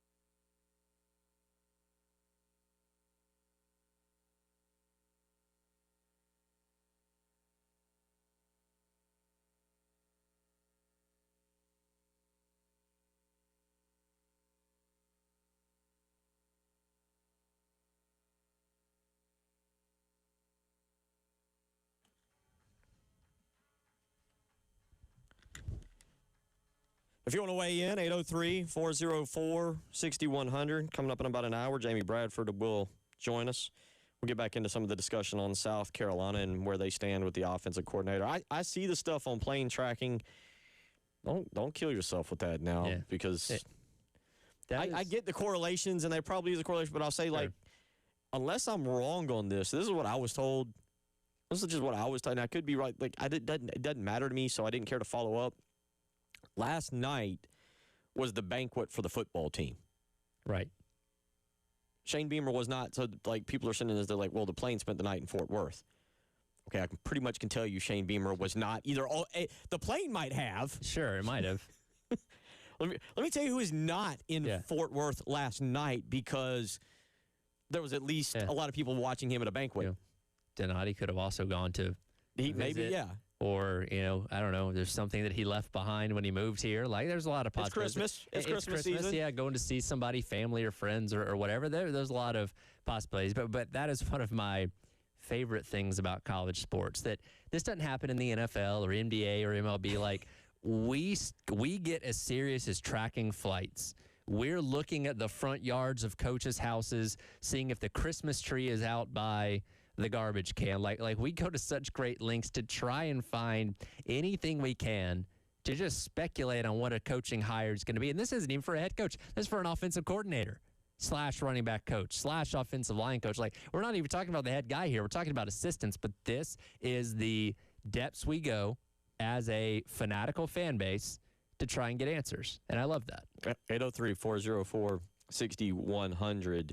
We'll continue to talk about that, but it does appear that I would say within the next 24 hours we'll have an announcement.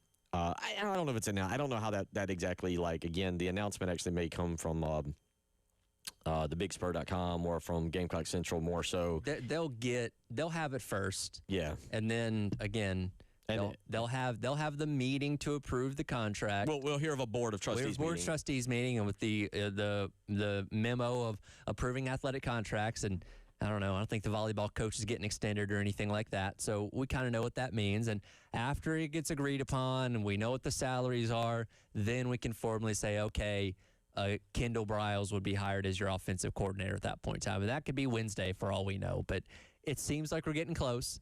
And I keep refreshing Twitter, but we're not there yet. 803-404-6100.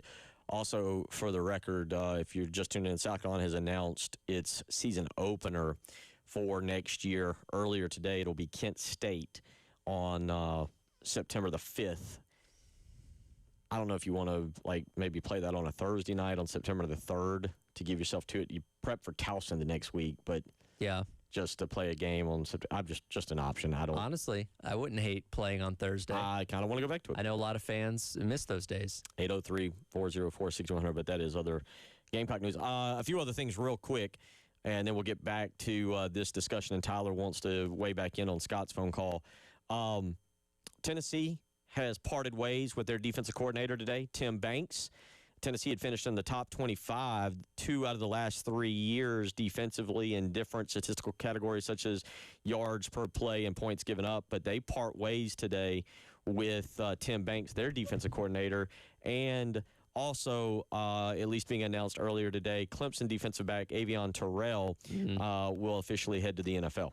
Yeah, that checks out. Obviously, his brother's already in the NFL, and this year hasn't been what Clemson wanted it to be, but Avion Terrell, good player, and he'll go, I don't know what his projection is, but he'll find a home in the NFL and probably be able to stick for a while. Yeah, things in Rocky Top, not great this year for a team that did end up finishing ranked and having a respectable year. They obviously wanted to follow up on the playoff appearance from a year ago, and they didn't come close to doing that. Obviously, to the point there were some fans ready to run Josh Heupel out of town. All right, let's pump the brakes on this a little bit. But the defense wasn't what it needed to be. Gave up a lot of points, so naturally you make a move at defensive coordinator. So those are three other pieces of news. One South Carolina related there as pertains to the season opener against Kent State. Avion Terrell of Clemson going to the NFL, and Tennessee now we know parting ways with defensive coordinator Tim Banks. So for those of you out there, by the way, that are like, Shane Beamer moves too slow. Well, Tennessee's now in the market for a defensive coordinator at this point. We'll see how that plays out. for them. 803-404-6100. And you wanted to go back to Scott's phone call. Yeah. And weigh in on that. So what Scott was implying, I think, is that because Duke won the ACC, the committee wanted to appease the ACC by having at least one of their teams in, which in that instance allowed Miami to get in. I still think if Miami wins the ACC, that would have taken the spot away from James Madison. So Virginia would have been your 11 seed, and Tulane would have been your 12. Mm-hmm. I still think Miami gets in. I still think they make the exact same decision that they made. Now, again, how they got there was stupid by waiting until the last minute to finally put Miami over Notre Dame, but I still think they get to that point no matter what. I don't think it was done to like, all right, well, crap, we don't have an ACC team, and let's give it to Miami. I can see how you would come to that conclusion, but I don't think that's why they made the decision that they made. Yeah, and with what you're saying, and look, I got no problem with it. The easiest way out on this. The easiest way out was head-to-head. Yes, which, again, it should have mattered this whole time. And like you said, I think the main argument there is like, well, if that mattered, because we talked about it, and I'm going to bring this up here in just a second, because a lot of y'all said, like, Notre Dame joined a conference. Notre Dame joined a conference. Why? Not that I care, and I do think that they would, if you go through the evolution of college football and where we may be going, they may have to join a conference. Well, actually, starting next year, they're guaranteed if they're in the top 12. Well, okay. But again, what's the evolution of that if we go to 16 and then you follow me down my path of G4, Power 4, or whatever? I know the optics are not great for Notre Dame right now. Obviously, given what happened yesterday, they're always going to have rules created for them because they are a special circumstance. Whether you agree with it or not, they're always going to exist in this own little bubble when it comes to college football where they're not going to have to join a conference. So for those stumping for it, it's not going to happen. And I'm okay with that. And like for those of you who are like, well, join a conference. Miami got in, and they're in a conference, and they didn't play for their conference championship game. You know what? If you want to blame anybody, blame the ACC for their stupid rules on how you get to the conference championship game. Technically, Miami was a second-place finisher, but they lost by tiebreaker. Yeah. Because the ACC had convoluted tiebreakers that would allow let's be honest, a 7-5 team to get in. If Miami's in the ACC championship game, are we complaining? No, because they would have had, assuming they won it, they have the extra data point, and at that point, Notre Dame would get in because that would fill a spot, and then you'd have an extra at-large spot. Then we're assuming Miami would win. We're assuming Miami would win, yes. Beat Virginia. So, yeah, that we assume. Miami being in the ACC championship game and winning would have actually helped Notre Dame. I mean, like, Miami, don't tell me that Notre Dame's got to be in a conference. I get it. Look, I get the hate for Notre Dame. I truly do. And if you're holding your breath waiting for it, it's going to be a while. But Miami didn't. Notre Dame's strength of schedule without a conference is better by one singular spot, be clear, than Miami's in a conference. Neither played for a conference championship. And I'm not arguing that I'm happy that Miami's in. That's the best game of the opening round. Yeah. Miami and Texas A&M's the best game. And for those, I love the tweet yesterday somebody put out that was like, I wonder how Notre Dame would have done against Texas A&M in Miami. Good point. There's legitimate on-the-field proof, but I would have liked to see Notre Dame in because I think they're playing better, and I think they could make a run. I think we've established that there are three teams, right? Are you with me on that, or am I giving shade to Texas Tech? Should I include Texas Tech? In terms of what? That there are. I just said I was going to say there are three teams head and shoulders above everybody else. And then as I say that out loud, I'm wondering, am I just not willing to buy into Texas Tech? Should I do that? Should we? See, I've only really seen Texas Tech against the Big 12, though. Okay. And I don't know how good they didn't play. Top to bottom, I don't know how good the Big 12 is, so I can't give you a definitive answer on that. They could be. I feel safe saying the top three seeds are definitely the best three right now. Texas Tech could surprise me. Again, they'll have to await, I guess, Oregon as long as they beat James Madison in the second round. Yeah, they're going to beat James Madison. Look, that game's in Austin. That's a tough place to play. They got their coaches. Oregon could have been a top four. Oregon, to me, is up there closer. I would have Oregon closer to Georgia, Indiana, and Ohio State than I would Texas Tech. But then again, I'm kind of like you. I've seen Texas Tech play a couple guys. I saw them play Utah. I saw them play BYU twice. I saw one other game. But they, I'm with you on the Big 12. It's a good point. Yeah, I think right now they're kind of in that second tier of playoff teams, which is still good.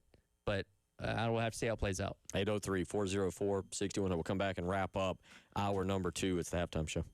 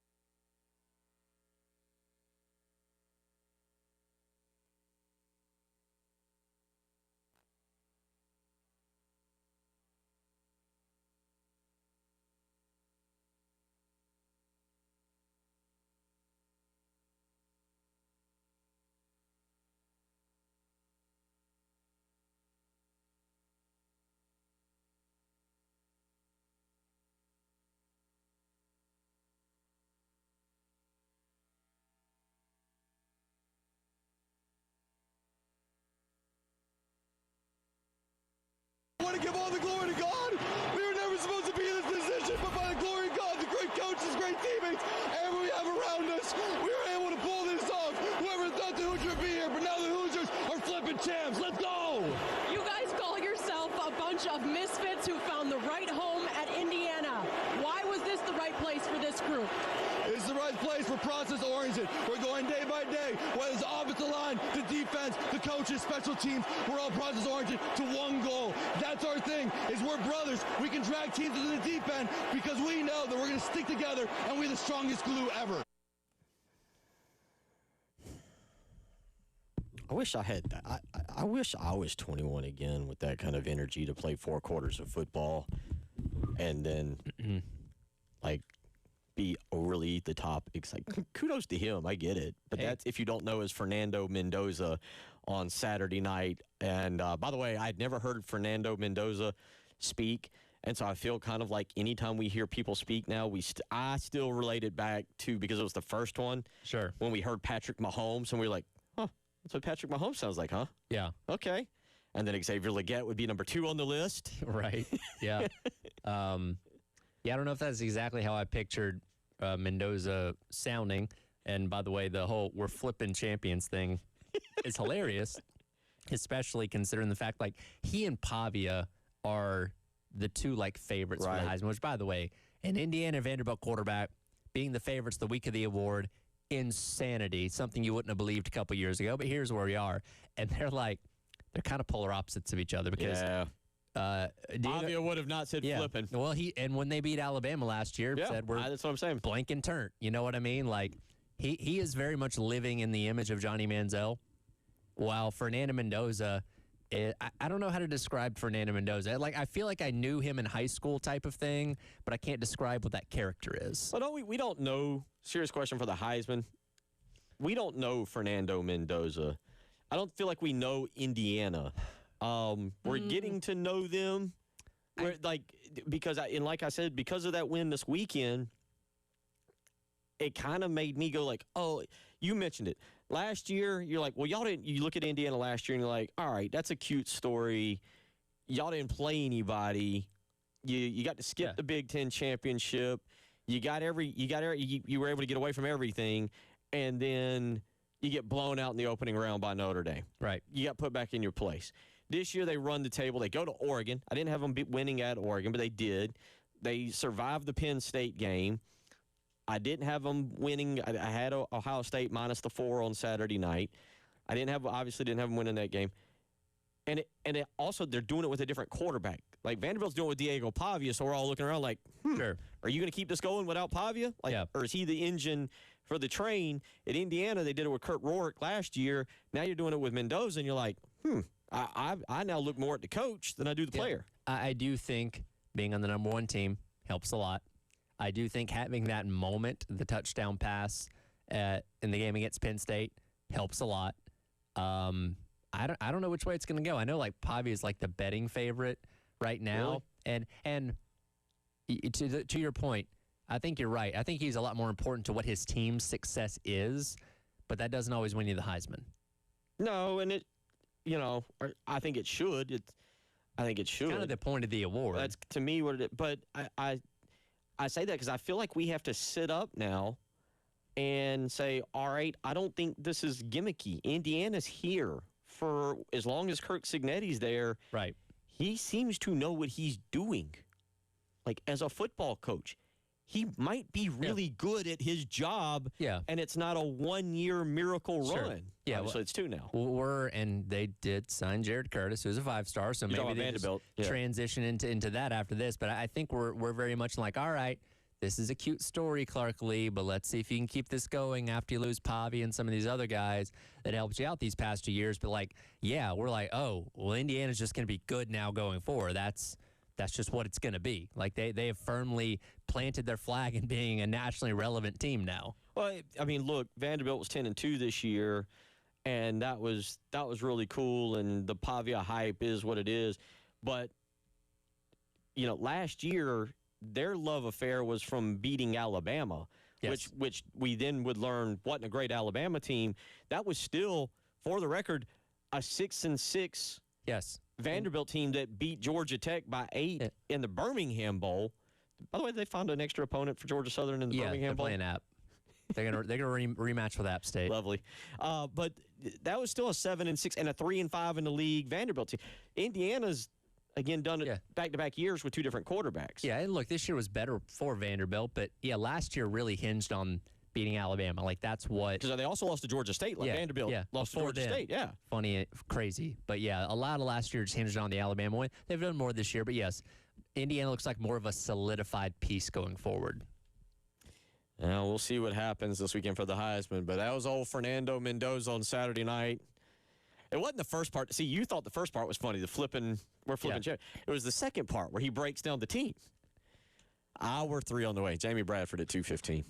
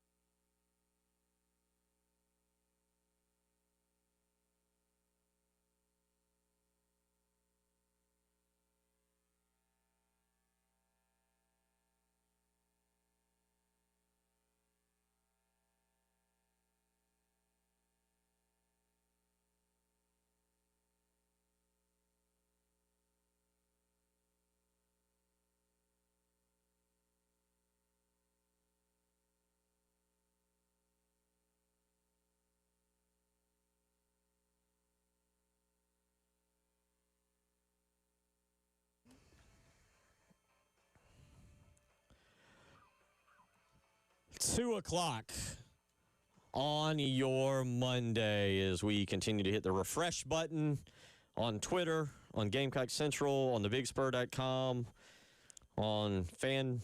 No, not that one. No, we don't hit the refresh button on that one. No. Yeah, we don't. Okay. To see if because the way this will play out, Tyler and I kind of talked about it. Wes or Chris or Whittle or Hell or JC will say that, all right, and they've kind of if you've got memberships to both sites, and I agree with, I agree. I've worked with all of them at some point in my life. I've worked with every one of those guys.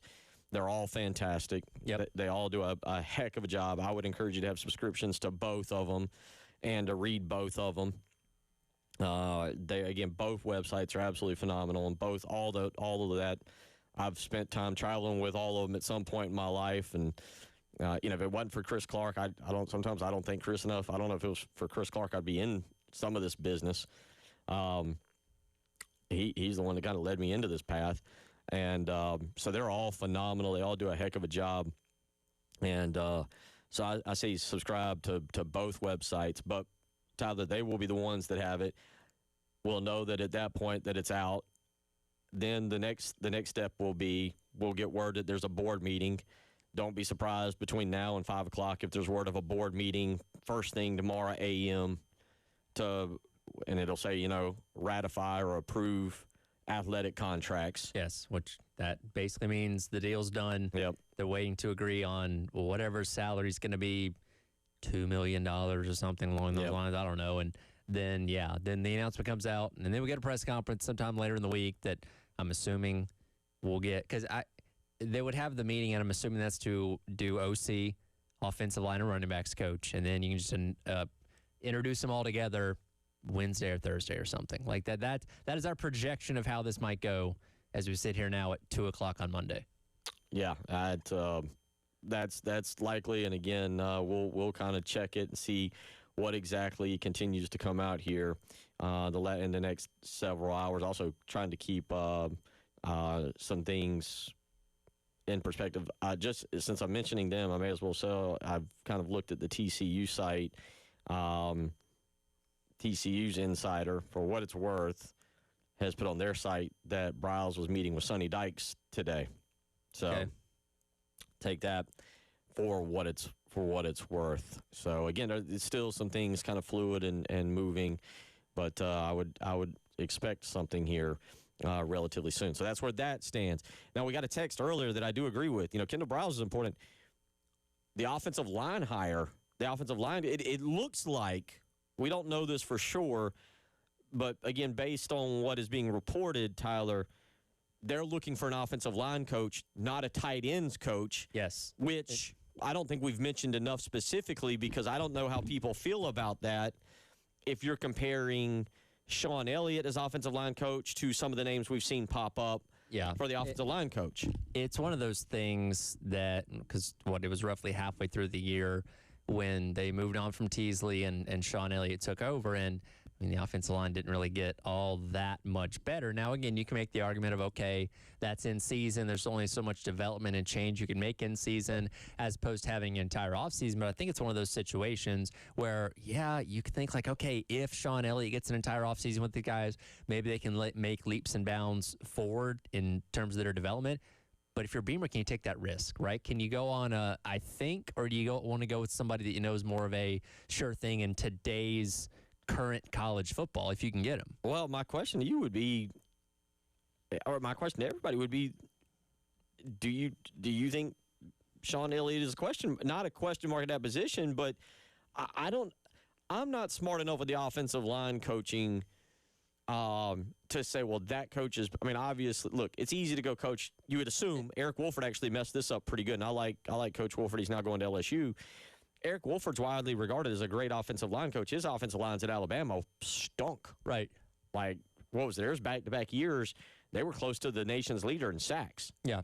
And sacks given up.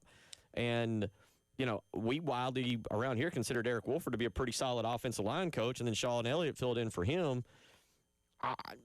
I don't know enough till I'd be like, oh yeah, that guy. Like, I think Preston summed it up best. I want the dude who looks like he hasn't shaved in about 4 days, who's slightly overweight, who's pretty gruff. Yeah. Like, Yeah. There's definitely a look to offensive line coaches that we go for. But I think when you look at comparing resumes of offensive line coaches, you're looking more statistically. Yeah. Like, how many sacks do you give up? How many tackles for losses? What's your average yards per rush? What are your running backs doing? How many guys you putting in the league? Like those kind of things where it's not quite as cut and dry as like looking at an offense or something along those lines. Okay. But yeah, again, we talk about all these hires being so important to Coach Beamer and what's a make or break year for him in 2026. As much as he might believe in Sean Elliott, I don't know if you're even slightly uncertain and you can hire somebody else, you might do that and say, okay, I feel like I got more of a sure thing in this guy as opposed to Elliott taking over full time and trying to get an entire offseason out of these guys. well, let me ask you this. We bring this up because we're doing it from our perspective as local radio people. Analyzing, overanalyzing, reading between the lines, doing all this. We keep saying, and I will say this for a lot of us, that next year is the year for Shane Beamer. Yes. You think a coach looks at it that way? You think he looks at it where, I got like 1 year to really prove myself? Or do you think he's got confidence in himself where he's like, these are this is what we're going to have for 4 years. I'm going to make these hires. Kendall Briles, I feel like it's easy for us and it's easy for the listener out there to text in and weigh in and be like, he's got 1 year left. He's going to either get next year or not. I know I've said it multiple times. But my point is, like, when you say that, because one other piece I'll put to that is, does he look at it from a standpoint of, like, Sean Elliott's a pretty good recruiter. Mm-hmm. Sean Elliott's knowledgeable. Having him on staff along with another offensive line coach and Sean Elliott tight ends and this guy, like, that makes more sense than going out and hire a guy dedicated strictly to tight ends. You're probably right on that because I think every coach coaches just are wired differently. To be a coach at this level, you don't think like the rest of us. So, yeah, is it more likely that Coach Beamer is just looking at this like, well, this is going to help my offense overall if I make this move instead of that move, as opposed to, oh, no, I feel the heat underneath my seat and I need to get this thing moving or else I'm fired. They probably don't think like that. As you're coming, when you're kind of circling the drain, you probably do. But I don't think you're there yet. Like, again, next year is critical, I think, for most of us in the way that we look at this. But I don't know if it's tough to say if that's influencing his decision-making or not. We'll see. 803-404-6100. Running back coach, the other one, Jimmy Smith and Stan Drayton appear to be the two names that are out there. And, again, we'll see kind of where that goes and what happens there. Earlier, Tyler had some numbers, if it is Kendall Briles, on the Kendall Briles offenses and what he's done previously. Give him some of those numbers from what you had that stand out to you. Yeah, and again, he's worked at a variety of places. Was at Baylor under his dad, FAU with Lane Kiffin, Houston with Major Applewhite, Florida State with Willie Taggart, Arkansas obviously under Sam Pittman, and most recently TCU with Sonny Dykes, and there is some up and downs with this. There were some years where they didn't run the ball really well, like at Florida State back in 2019, but there's a lot of years, and I highlighted this for a reason, a lot of years where a good deal of his categories are in the top 30 nationally. Like the past 3 years, TCU has been top 10 in pass yards per game, 7th, 8th, and 9th. Now, the rushing's varied a little bit, 71st, 113, and 93rd, but their scoring output's been good, 41st, 23rd, and 43rd this year. So he's always kind of in and around that like top 50-ish nationally in most statistical categories. Again, there have been some down years for sure, but more often than not, he's putting out good offenses, good numbers, good scoring output, which compared to what the Beamer offense has been, specifically this past year, this is way better based just on numbers alone. So that would be, if it is indeed Kendall Briles, and we'll see with him. Again, we'll see where the offensive line coach hiring goes. There's been a lot of rumors and speculation over the weekend as to what names are out there. Again, it sounds like maybe some names not as accurate as others. We'll continue to monitor that. And then you got the running back position, which it appears at least most seem to agree that Stan Drayton or Jimmy Smith are the two names for that. 803-404-6100. Again, one other real quick piece of South Carolina news from this afternoon before we came on air. The Gamecocks announced opener against Kent State. Yep. We now will get so on Thursday night, we'll get the SEC schedule per dates. We already know the teams. But that means Kent State to open on September 5th, Towson on September 12th. You would assume they're 2-0 after September 12th. If they're not, there's not a lot of optimism about the next 10 weeks. They're not 2-0. I'm not sure you're not already looking for a new head coach. Also a fair point. But yes, we will learn, because again, all 9 of your conference games would be consecutive with a bye week in there somewhere. Right. Between playing Towson and playing Clemson. So, yeah, we're going to learn the order of the middle teams, or all the 9 teams in the middle there with Carolina, and hopefully it's not the 4 playoff teams in the first 4 games. Yeah, I mean, listen, and again, in terms of momentum, maybe you do want to get like a Kentucky, your usual early September Kentucky game. Maybe I don't think at this point now, not that we thought that the opener would be anything like really tough, but we knew that South Carolina should be 2-0.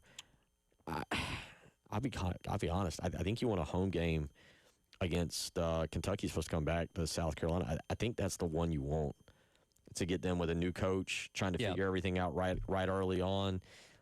If South Carolina's able to hold on to their defensive players, we'll address that more later in the week. Do have some information on that, but we'll hold that for later in the week.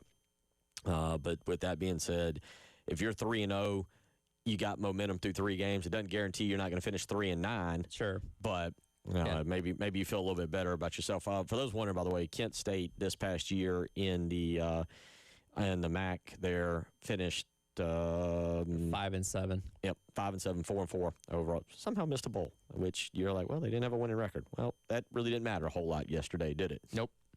803-404-6100. Jamie Bradford will join us. We'll get back into some Gamecock discussion. You're listening to the Halftime Show.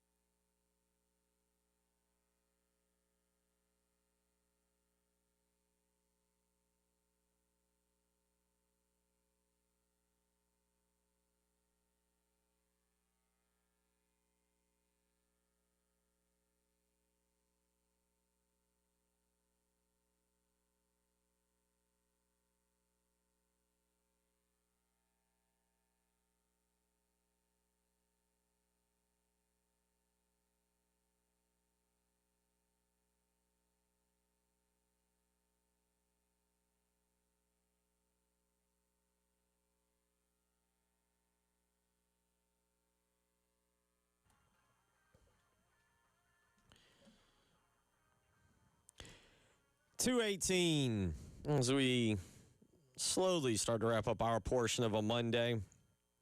Just hitting the refresh button 97 times per minute to see if there's any news. Good news. There was no news during the break. Tyler had nothing to report. Is that good news? Don't we want news? No, because then once they report the news, then we're out of stuff to talk about. Yeah, okay. Then we got to start coming up with stuff. Fair point. But there's a limit of how far this goes down the road. Yeah, September 5th. Am I wrong, Jamie Bradford? If they report this, we run out of stuff. You got to do a show. What do you start talking about? Baseball's not for another 2 months. Basketball, there's only so much you can get out of a Stetson victory. We can yell about the college football playoff. What else you got? Oh, come on, man. You guys have been doing this long enough to know that when there's news, that creates more news. There's always something. That's what message boards and X is for. They create stories for you. You know better than that. So that's why we've been given the ability to track flights. Yeah. Are you a flight tracker? Are you a flight tracker? Do you get into that? No. But it's amazing how many people will send me the same thing over and over and over. Oh, it just landed. I'm like, all right, well, what do you want me to do about that? I mean, you want me to send John Whittle out there to peek over the fence at? I mean, what do you want me to do? More annoying, flight trackers or fake meteorologists like me who's like, it's cold outside. No bleep, dummy. I walk outside too. They might be the same person. Yeah. We are. We actually are. You've discovered us, Tyler. You figured us out. Jamie, are you doing all right? Hopefully everything going well for you? Yeah. Everything's good, man. Let's go big picture. Tyler and I have kind of been debating it, and, it is what it is, the college football playoff. What was your big takeaway yesterday, seeing the two non-Power 4 teams and Notre Dame being left out? Just kind of your thoughts on that. That we had a very similar conversation every year. I mean, it's never going to change. I mean, even if you alter the playoff, it creates another problem in some way, shape, or form. I mean, I think we've all talked about this for weeks. There was the possibility of this happening, and it did happen. So why are we upset about it? I mean, that's the structure of how this thing works, right? I mean, I guess the explanation of Miami and Notre Dame was really incredible. I mean, Reese Davis did everything he could yesterday to get them to, crack, but Yurachek kind of just kept swimming in the same circle. So, I mean, it is what it is, man. I mean, until they decide that they're just going to go to we're going to just rank the top 12 or 16 teams, regardless of what championship you have or haven't won, then we're going to have the same issue every year. And then it'll die down after about 3 or 4 days, and they'll start playing the games, and then it'll be on to something else. Any thoughts on Notre Dame skipping out on the Pop-Tarts Bowl? Yeah, well, I had thoughts initially until 3 teams followed them to skip out on their own bowl games. I mean, I just saw a little while ago. I mentioned this a couple of years ago, and everybody was looking at me like, is there something wrong with this guy? I just saw a little while ago, Rick Neuheisel said the same thing I said literally 2 years ago. Eventually you're going to see bowl games being played first.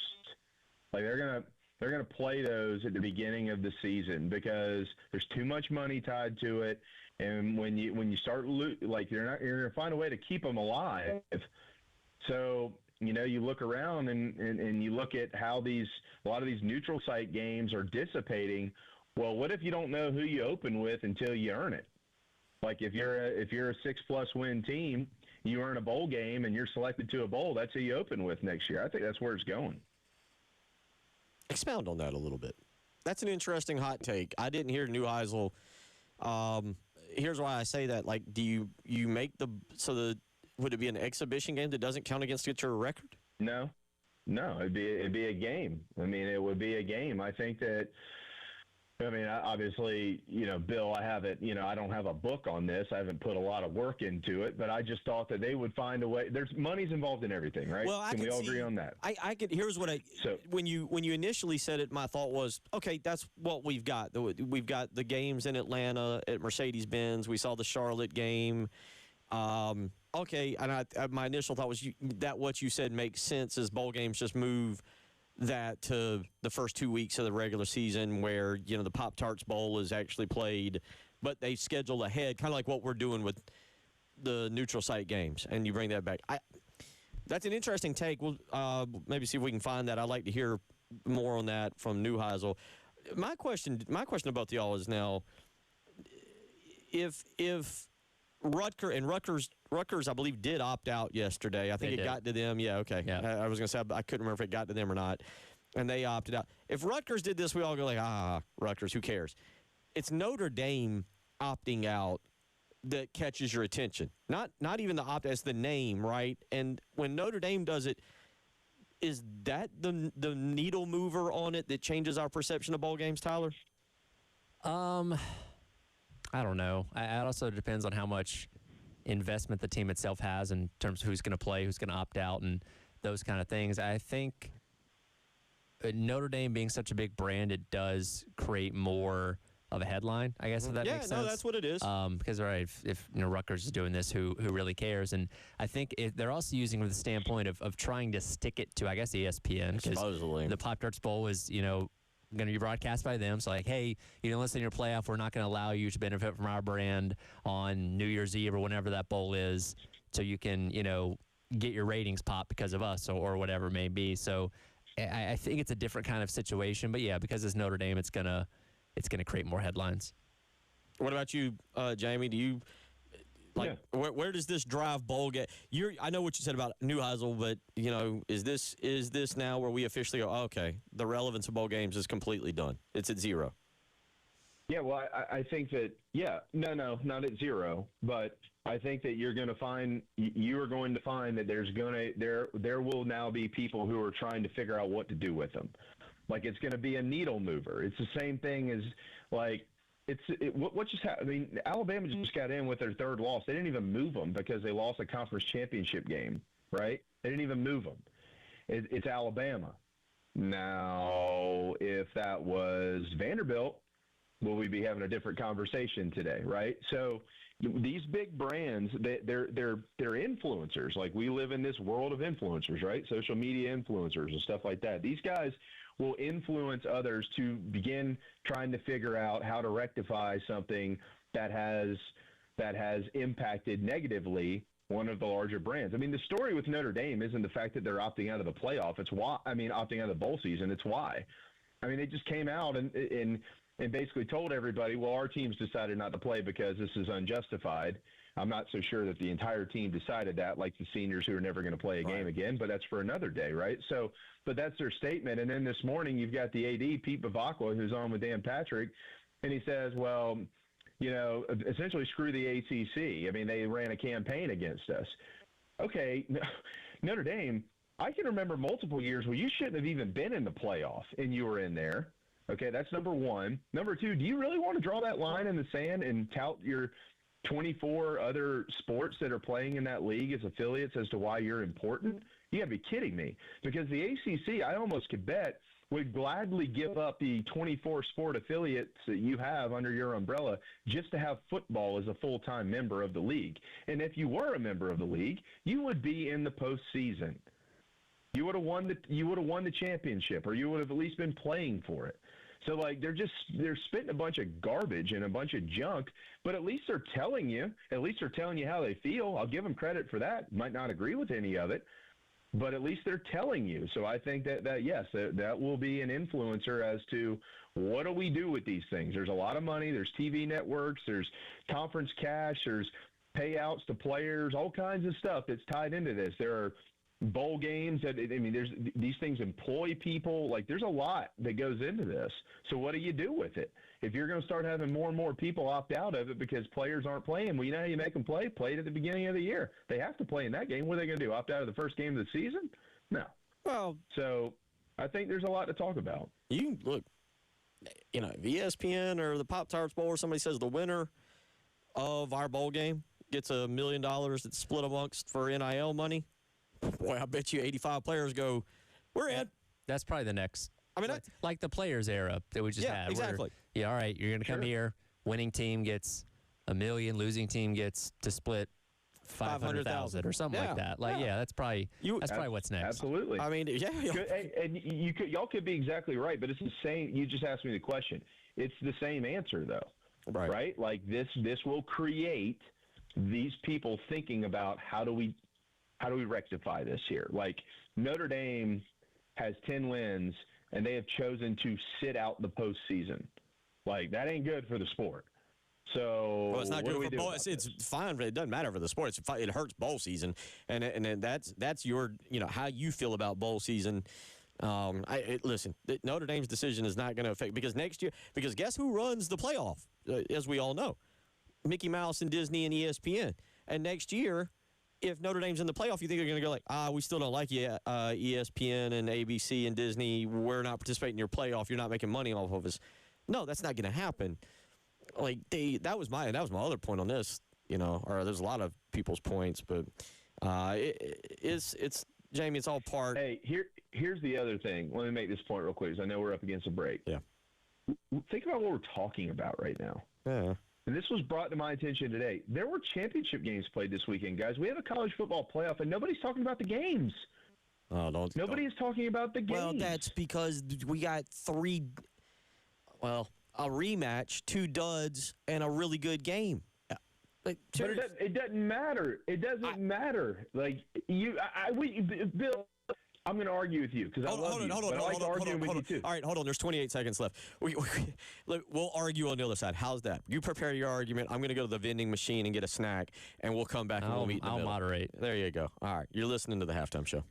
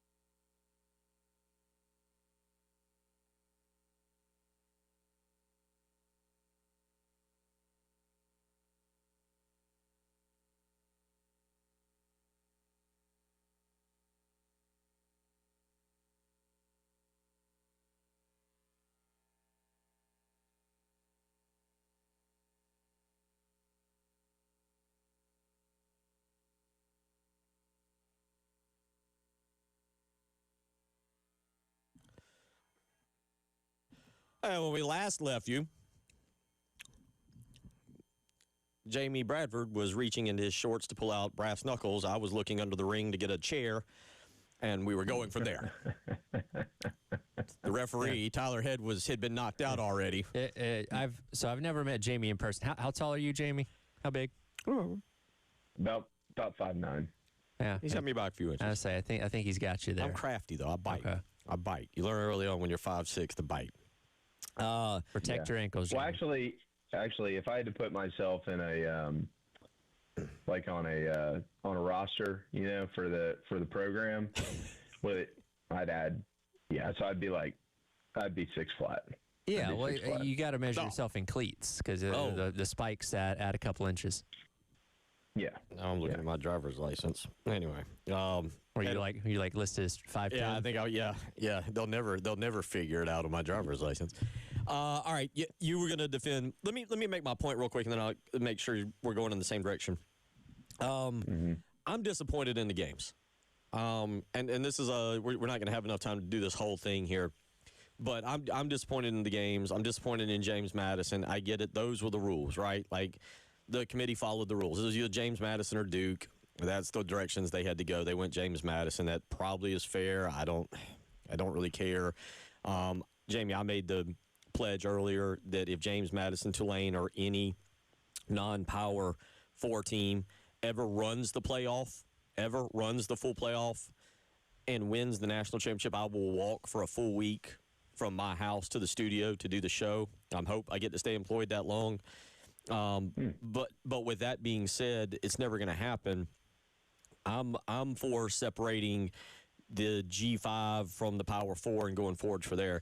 And so when you bring up, we're not talking about these playoff games, it's because, again, Alabama, Oklahoma should be, on paper, a good game. Well, it already was. Exactly. But that's what I'm saying. On paper, they play it again. Let's see what happens. Like last year, Ohio State, Oregon was a good game the first time, right? Yeah. Sure. What happened the second time? Yeah, blowout. Yeah. On paper, it should Alabama, Oklahoma. The other two, now there is a bit of mystery with Mississippi because I don't know how Pete Golding will be. Charlie Weiss Jr. running the offense. Like with Mississippi, you're kind of like, okay, who are exactly you guys? But you've already beat Tulane by 5 touchdowns once this season. Yep. And then no offense to James Madison, but I think Oregon's really good.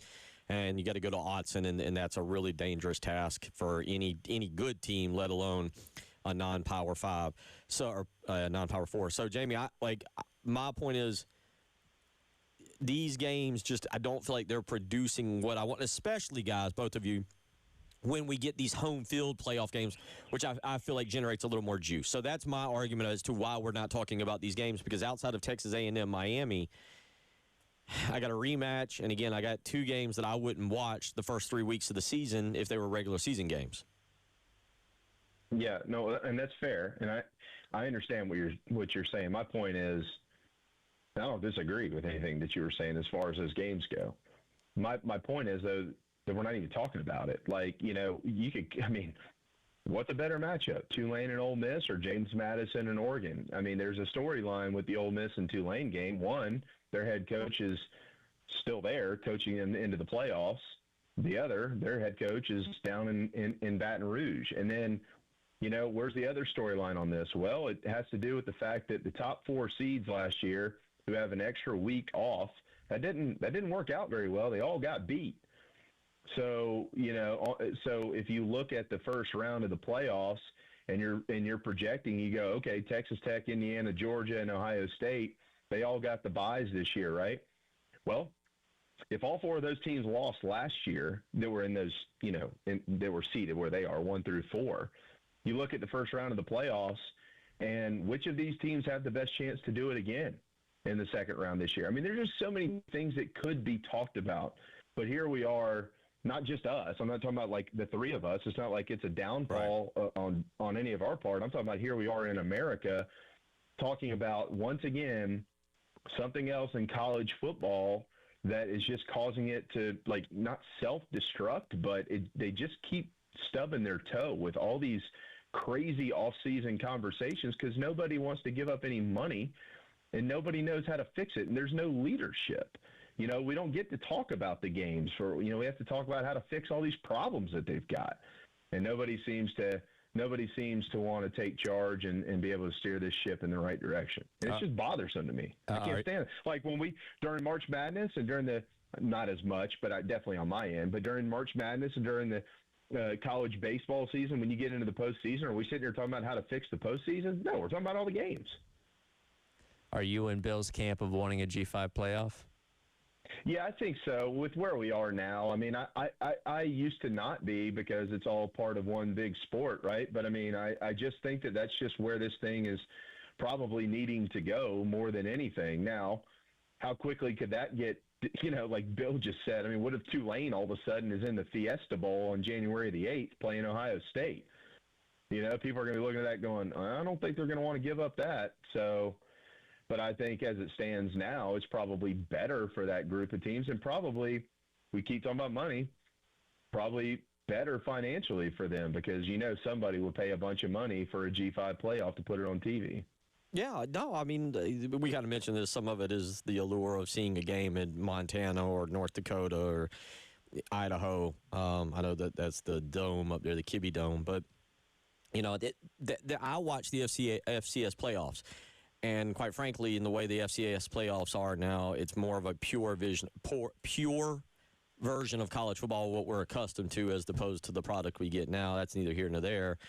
But with that being said, it is time to look at this. I wonder if this is the year that it causes we all know, all three of us know, and Captain Dave, all four of us know, the SEC and the Big Ten are driving this.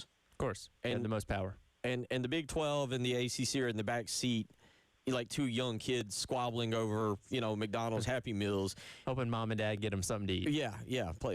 And so whatever they decide, and I'll wonder if what Greg Sankey and then the Big Ten, do they work together or does one try to pull a power play after this?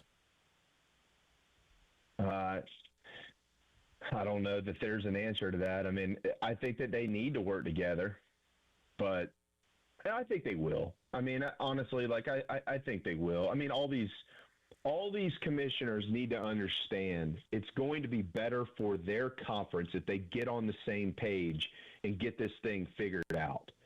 All of them. I mean, the ACC, why would they not be on board? You know what I mean? Like, why? Why would you not be on board with something like this? You just had the system in which they play. You snuck Miami in there, and do they deserve to be in? Probably, but they still snuck in. But, what are you doing with conference championship games? If you didn't play one of those, Virginia would be in. I'm not saying we need to do away with them, but they need to get on board and then allow your league to bring itself to the level in which the college football playoff exists. If you know what structure you're working in, you know what the rules are, they're cut and dry, then you can go out there and get your league back where you need to get it. So I think all these leagues need to be working hand in hand. With him? 803-404-6100 if you want to text on any of that. Jay, before we let you go real quick, we'll see what the news comes out.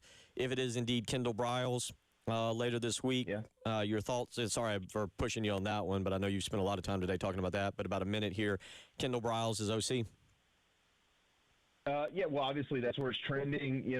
He took an Arkansas offense that was ranked 110th in scoring and 111th in total offense in 2019, and he improved it 60 to 66, the 27th to 15th in total offense, scoring 86, 48, 34. And then he took a TCU offense that was really, really good, and they backtracked a little bit on the when you go look at the rankings. But here's the thing. TCU 3 straight years, top 10 in the country in passing offense. 3 straight years at Arkansas, or 2 straight years at Arkansas after the 2020 season when he got KJ Jefferson, top 10 in the country in rushing offense. He's got a fun college system that is flexible to the quarterback that they have playing the game. So if they need to throw it more, they'll throw it more. If they need to run it more, they need to run it more. But in the last 6 years, his offenses have averaged about 31 points per game. They still score points. It's just a different way of getting there, either throwing it or running it. So I think he'd be an excellent hire for Shane Beamer. Always appreciate it, buddy. Good time with you today, and I hope you have a great rest of the week. We'll look forward to catching up with you next week. Yeah, man. Hope everybody's having a happy holiday season and Merry Christmas. We'll talk to you next week. Sounds great. Jamie Bradford. Make sure you check out his show. Follow him on Twitter as well. We'll come back and wrap up our show here on 107.5 The Game.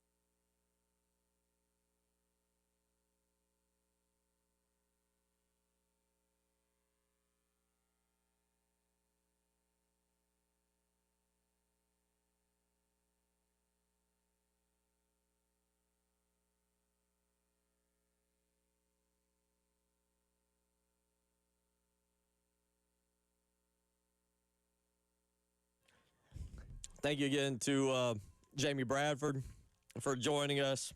Opinionated. Opinionated 3 hours. I thought he was going to try and punch you through the phone. Well, always be. It's kind of, we like those that was a GIF or whatever meme of the two dogs barking at each other through a fence, and then the fence opens up, and you're like, Oh, never mind. No, opinionated. We've had a fun show earlier, and again, mark it down. Tyler and I were just debating this. I feel comfortable with this though. If a G6, now the Pac-12 will be a non-Power 4 starting next year. If a G6 school were to run the table and win a national championship, I would walk every day for a week from Lexington. We'll say Lexington Middle School, the old Lexington Middle School. Sure. The old, right there in the middle of Lexington. I would walk from there to the show. Tyler then asked me, he was like, "Were you walking back?" I was like, "No." I said, "Walk here." I just want to make sure. Yeah. But I say that because part of the argument is I said today, give the G6, not the plane, but the group of football schools, their own playoff, and let them go from there. And then let's just have a Power 4 playoff. That way we get the 12 best teams in it. I'm sorry, no offense to James Madison, Tulane. You're not one of the 12 best teams in the country. Nobody can convince me of that otherwise. Yeah. Winning one game. If Tulane beats, I think Tulane's an 18-point underdog is what I saw last night. Yeah.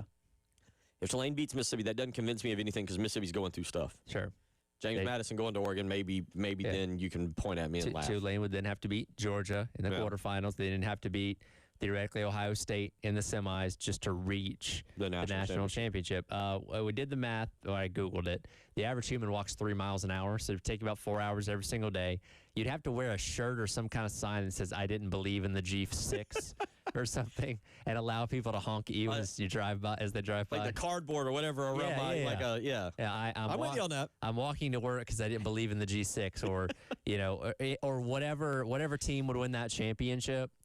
Maybe we dress you up like, I don't know, we'd buy a jersey and some pants or something like that. Put the pickle costume on. And it's like, why is a Tulane football player walking through Lexington? Yeah, we would have fun with that if that ever did happen. I think you're pretty safe, though. I think you're pretty safe. I feel safe. And that's my point on that. Like, honestly, and I don't know if as we wrap up this conversation and we look ahead to tomorrow,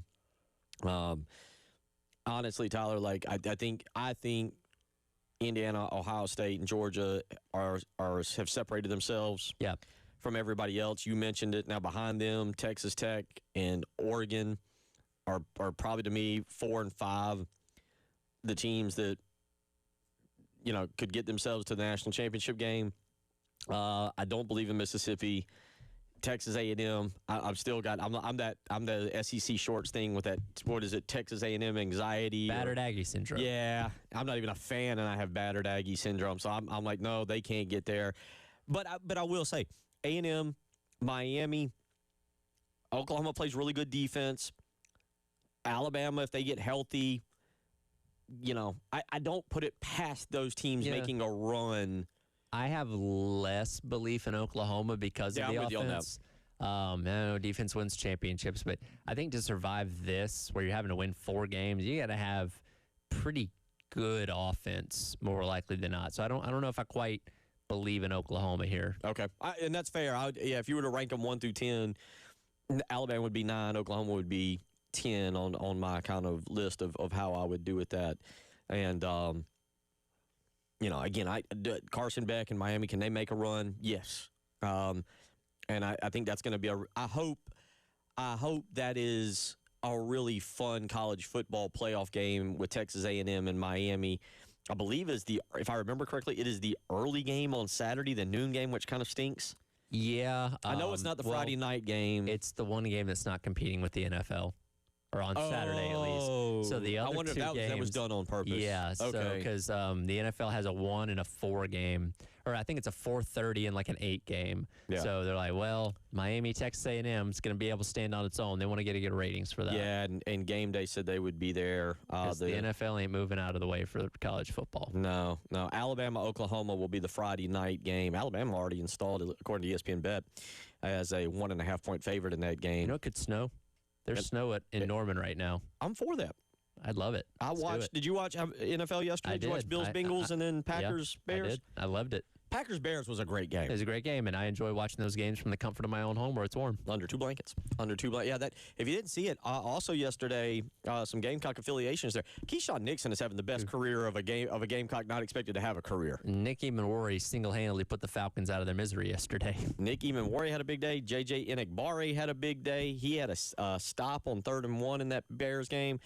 Keyshawn Nixon had a couple personal foul calls, but had an interception at the end of the game. It was a great day for the Gamecocks. Well, that was fun. That was fun. I'm getting in the car and riding home. Same. All right. Captain Dave, excellent work. We'll see y'all tomorrow.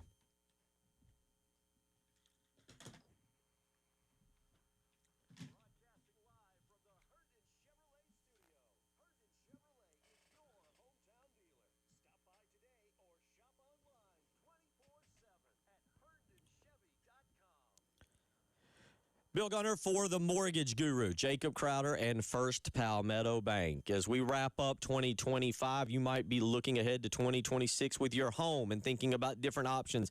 Moving, building, refinancing, even remodeling. That's right. And all of those options, the first phone call you need to make before you do anything is to the Mortgage Guru, Jacob Crowder with First Palmetto Bank, to see what the options are, to see what the interest rates are, to see how much money you're going to be able to get or how much money you might have to put down initially. So call him today and start getting the information you need for 2026.